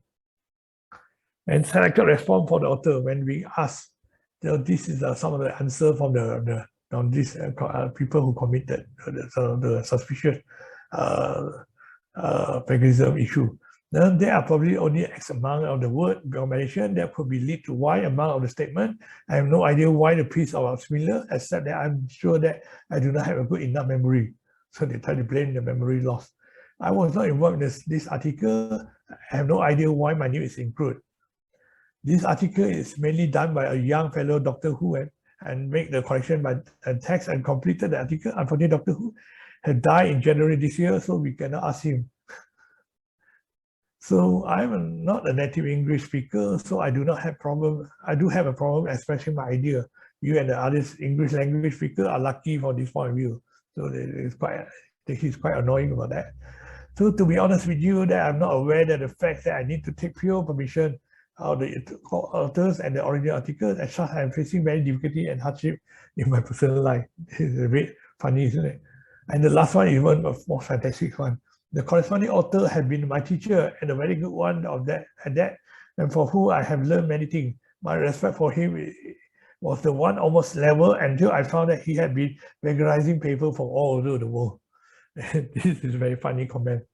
Okay, so there are many software and apps that nowadays for detecting the plagiarism. So don't try your luck. You see, do it very properly. So this is not a good practice. Now, to make sure that the avoid that people accuse that you are doing plagiarism. So a good record keeping is very important. So it's our obligation to create and maintain an accurate, accessible, and permanent record of the data. Once they have a doubt of the plagiarism or whatever, you can show the publisher or editor or whatever the party that this data is originate from you, not by copying or plagiarism.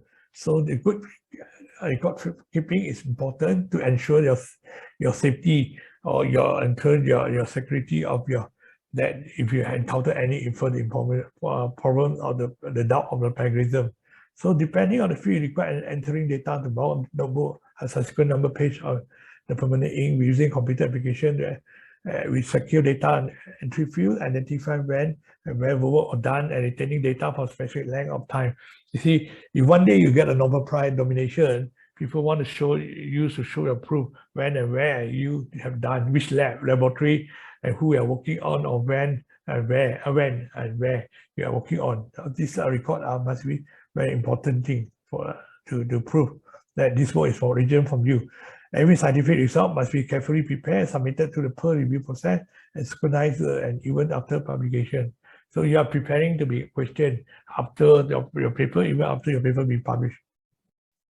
So I think that's it for the end of the talk. Sorry that for assisting a little bit more of my time. Yeah, thank you for being patient. You can add me, right? Yeah. So I pass to Mr. Johor. Thank you, Prof, for the wonderful presentations. We have so many questions.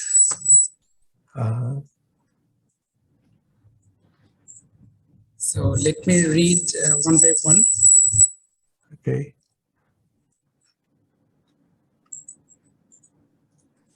The first question from Shafi'u Abu Bakar Kurfi. Please, what are the easy means for identifying gaps while doing literature review or literature matrix? Okay.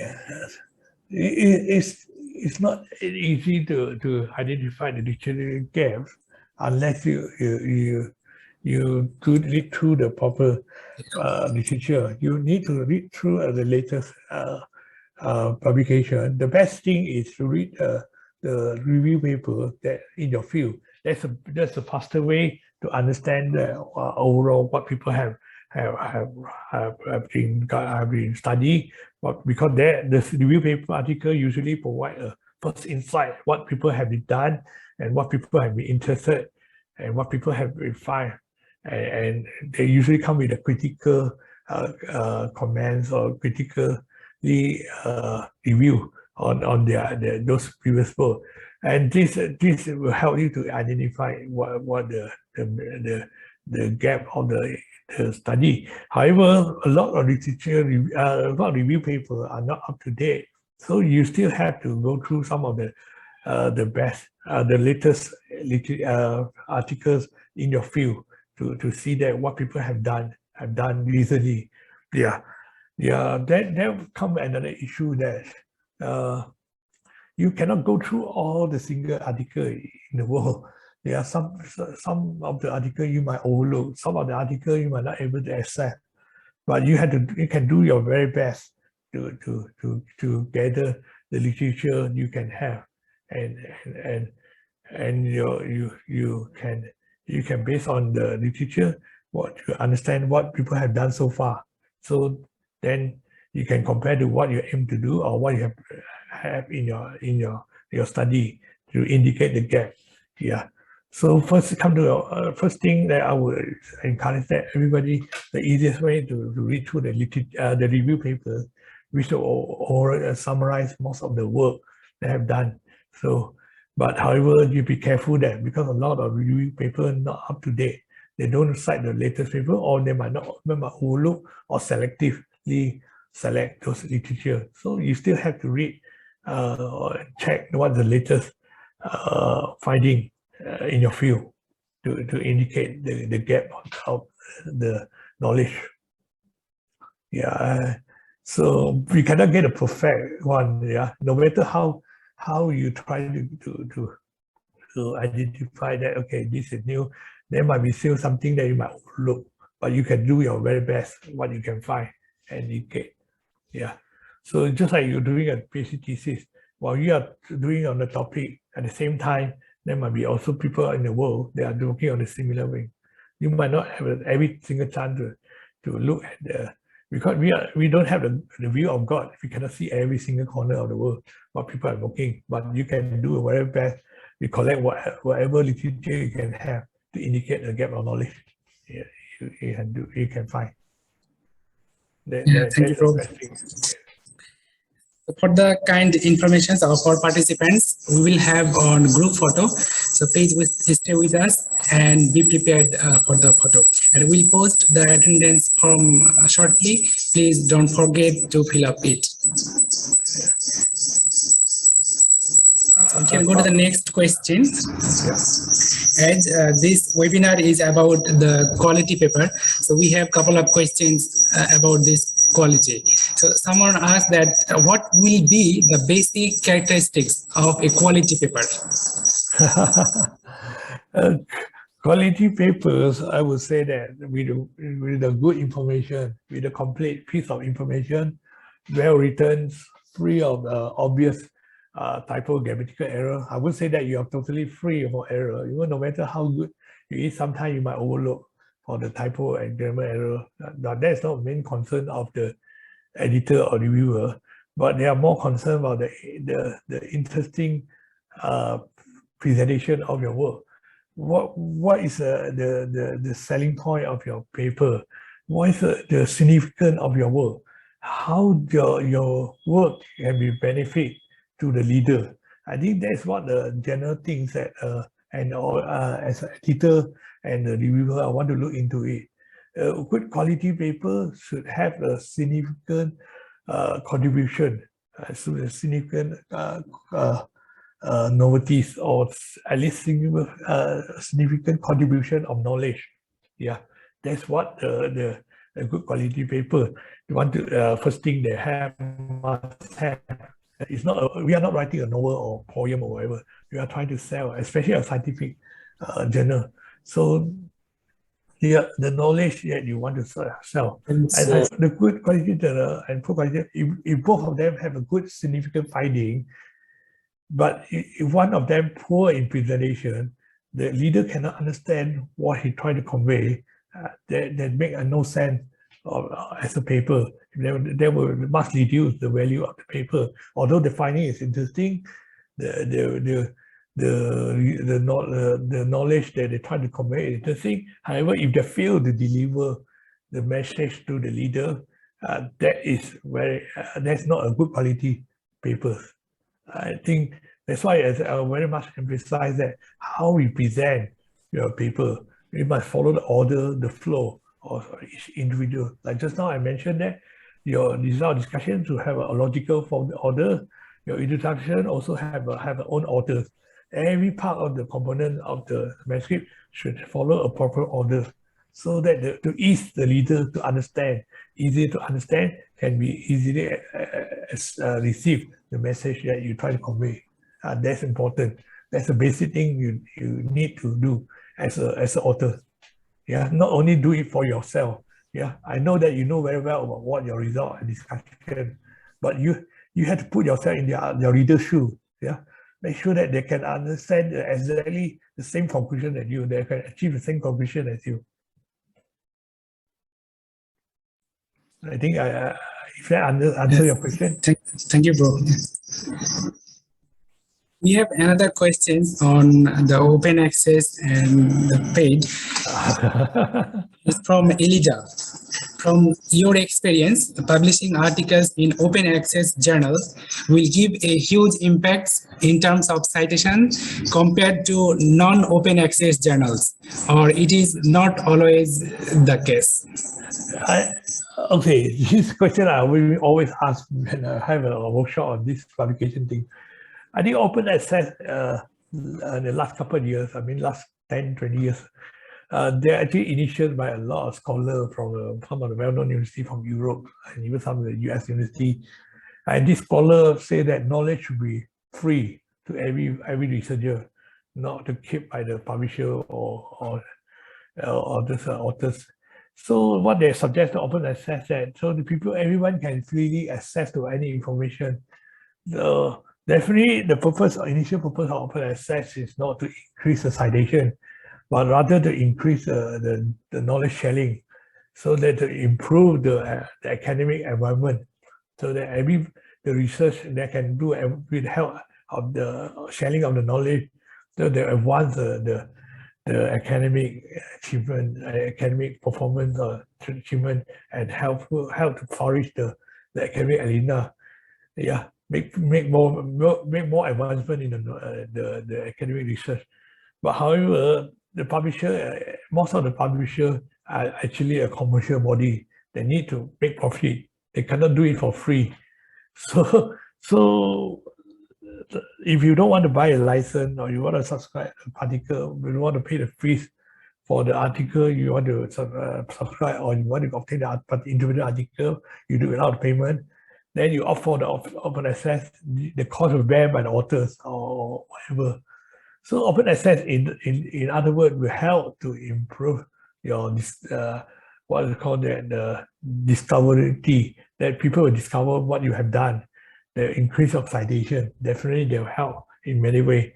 Yeah, it's published in the paper in open access actually will help people to access to a more easily, especially not all the university, all the institution, not all the people have the money to purchase the article, and not everybody have the so-called the grant or to pay.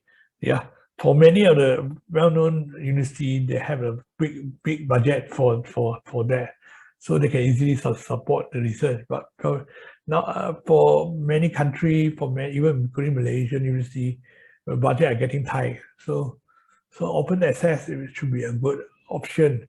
But however, publication fees become a very big burden to many of the authors. How to source the funding for publication, that's another issue. I mean, that recently there are quite a big argument on that. But I definitely support the open access if the author can get the funding to fund the publication. But beware of the open access journal. Not all the open access journal are good journal. There are many fake journal or low quality journal. They consider maybe a one-man show. One man. You just need a PC with a server, then a bank account. I used to face that because my student once published a paper, just submit that to the journal, and after she paid the fees, immediate on that night the paper were online without any collection and review. I feel a bit shocking about that. I mean, so be very careful. Not all the open access journal are really a good journal, but there's a trend that more and more journals are moving to that open access. Yeah, especially from Elsevier, you can see that many of Elsevier new journal, they launch a new journal are all with the open access. And also the old journal of Elsevier, some of them already turned to open access. Even Springer, some of them are open access, some of them still giving you an option that you can go through a conventional way of publication, or you can opt for the open access. Publisher Sege, almost in 2018, almost most of the journal from the publisher all moved to open access. The different branches, still some of them are open access, some of them are still remain conventional. But you can see that gradually the trend will go for open access. And how to support the open access publication fee, that's another issue. That's beyond our reach at the moment. I think you like it or not, the future trend will more and more toward the open access. Yeah, because the scholar believe that open access, the knowledge sharing should be shared among the researcher and academician. Yeah, I hope that this answers. We have one question from technologist Muhammad Izwan bin Muhammad. How to identify the best journal to publish our paper? How to check the cost to publish in that journal too? I mean, how to select the best journal? Best journal. The best journal. Yes. There's no such thing with a best journal. If you say that, how you define the best journal, you might define the best journal based on impact factor. Okay, nature might be the best journal, but might not suitable to your field. The best journal, it should be the journal well known in your field. It's very much, but very much based on the individual field. You can, but it's difficult to quantify a journal if without any tools. So impact factor might be a tools, or might not be the best tools, but at least serve as tools to indicate the quality of the journal. The high impact journal factor in the journal doesn't mean that they are the best journal. However, they did indicate that their journal are very frequent cited by the other researcher.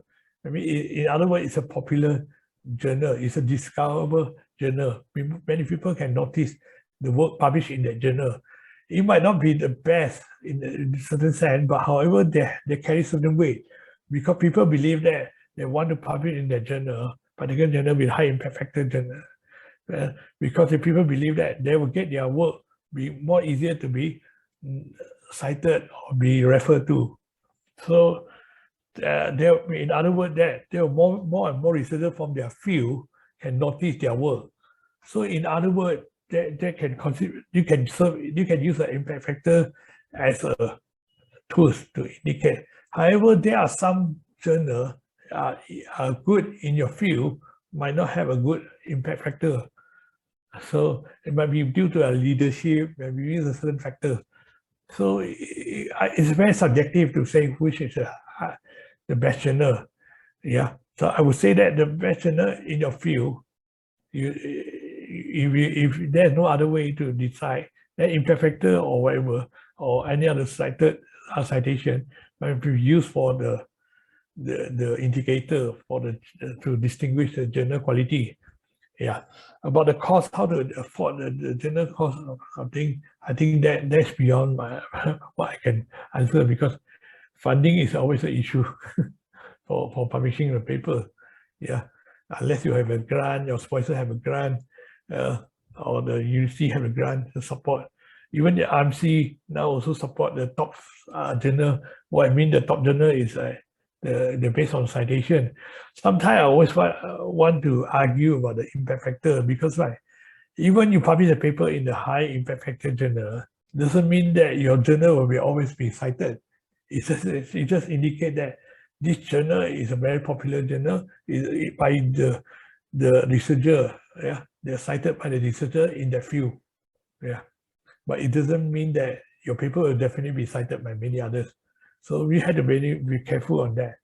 But at least they serve as a basic indicator. Otherwise, you cannot distinguish which journal is the best journal, because there's no other way. There's no specific way to tell the quality of the journal. Usually, the highly cited journal, they contain a lot of work published by the well-known scientists or researcher. Yeah, and people willing to cite the work from them.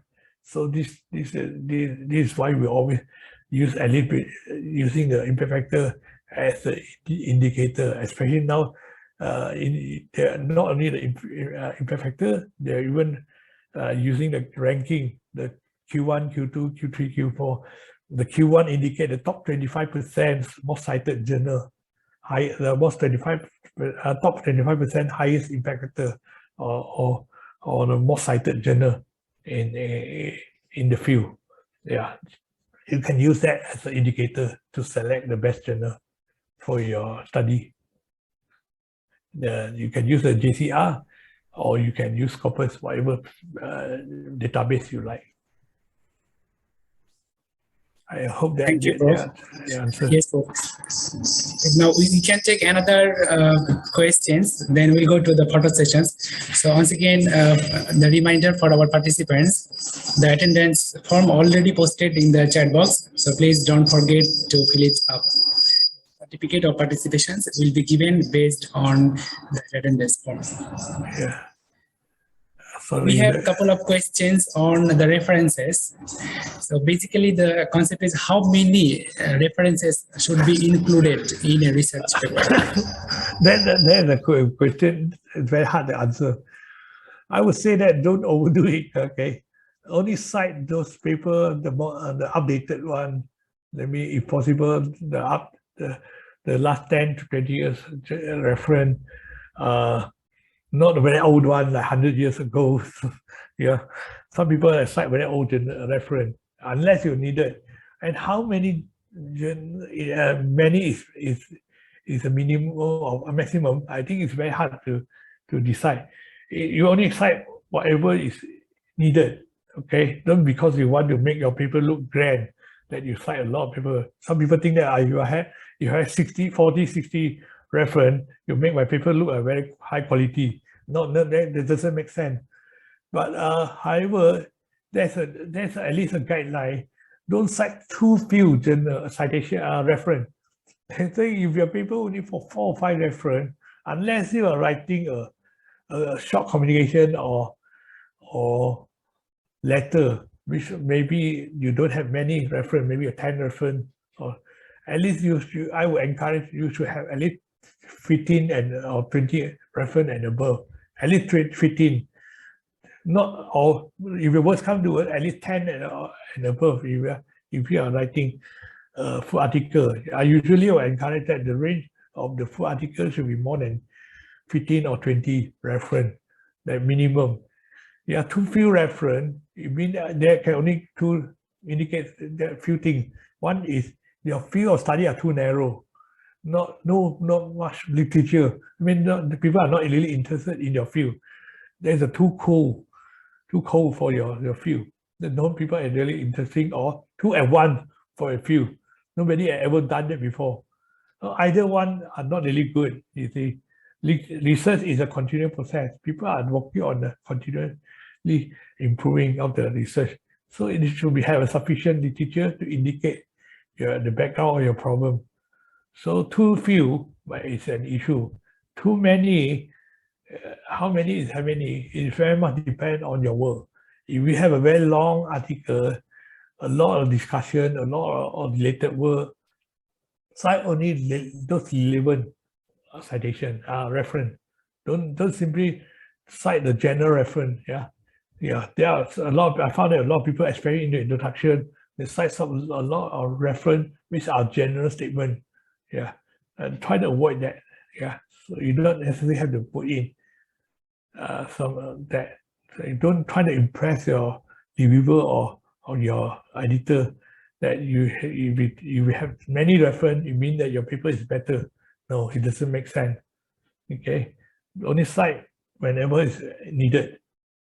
Okay, but make sure that not too few, at least 15 and above. That will be sufficient. Yeah. If we have a full article with only less than 10 reference, the reviewer or editor might think that your work, you might not have done enough literature or background study on your work, and that's very dangerous. Yeah. I hope this answers your question. Yeah. Thank you for answering all the questions. So now I will open for the group photo. So can you please switch on your camera? Let's take a beautiful group photo.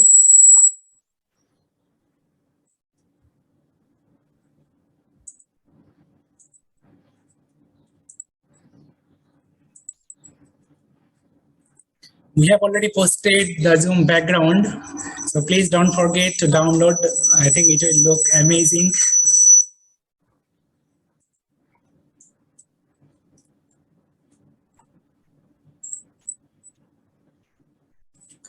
Please switch on your camera.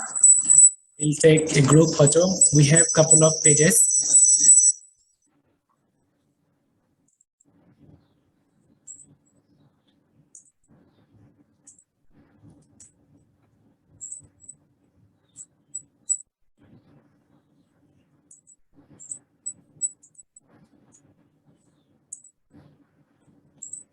Please don't forget to fill up the attendance form. Right, so I think we can go. Yeah. I'll Yeah. counting from 3 to 1. So please keep quiet. We have 8 pages. And don't forget to keep smiling. I apologize that I cannot answer every single question in the message because I found that there are more than 100 to 200 messages. I cannot go through individual message. I apologize that if I miss out any question. I think Mr. Zoho, maybe you can share my email to them later. If you have any other question, you can post to me.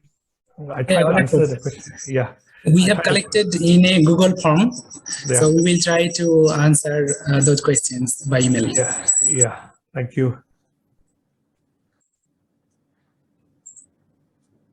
So I think we can go for a group photo. It's so amazing, red, green.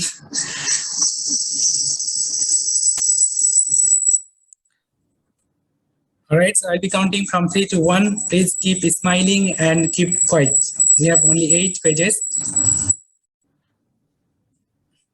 Right, 3, 2, 1. Keep smiling.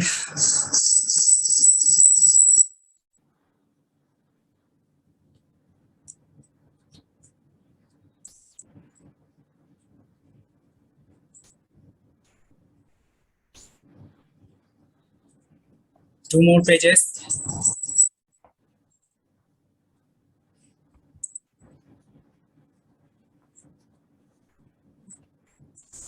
All right, thank you. I have captured all the beautiful smile from all around the world, and we are extremely happy to see you all here. Please don't forget to fill up the attendance form. The participation certificate will be given based on the attendance form.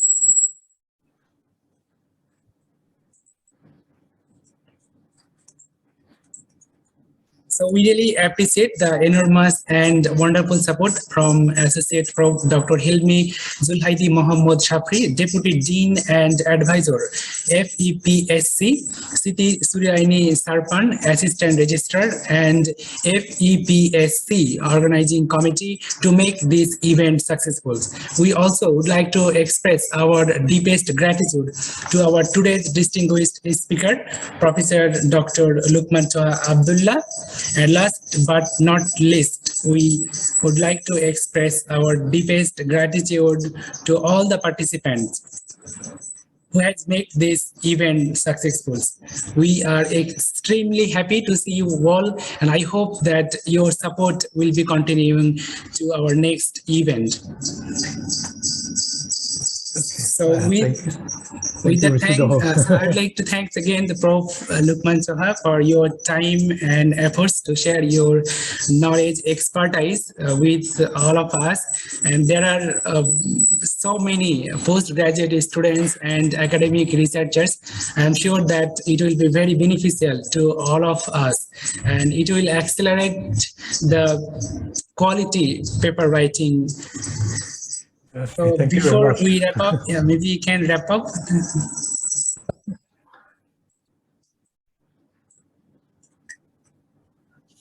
Well, I apologize for the unable to answer every question. So thank you, Mr. Johor, for your very excellent chairing the section.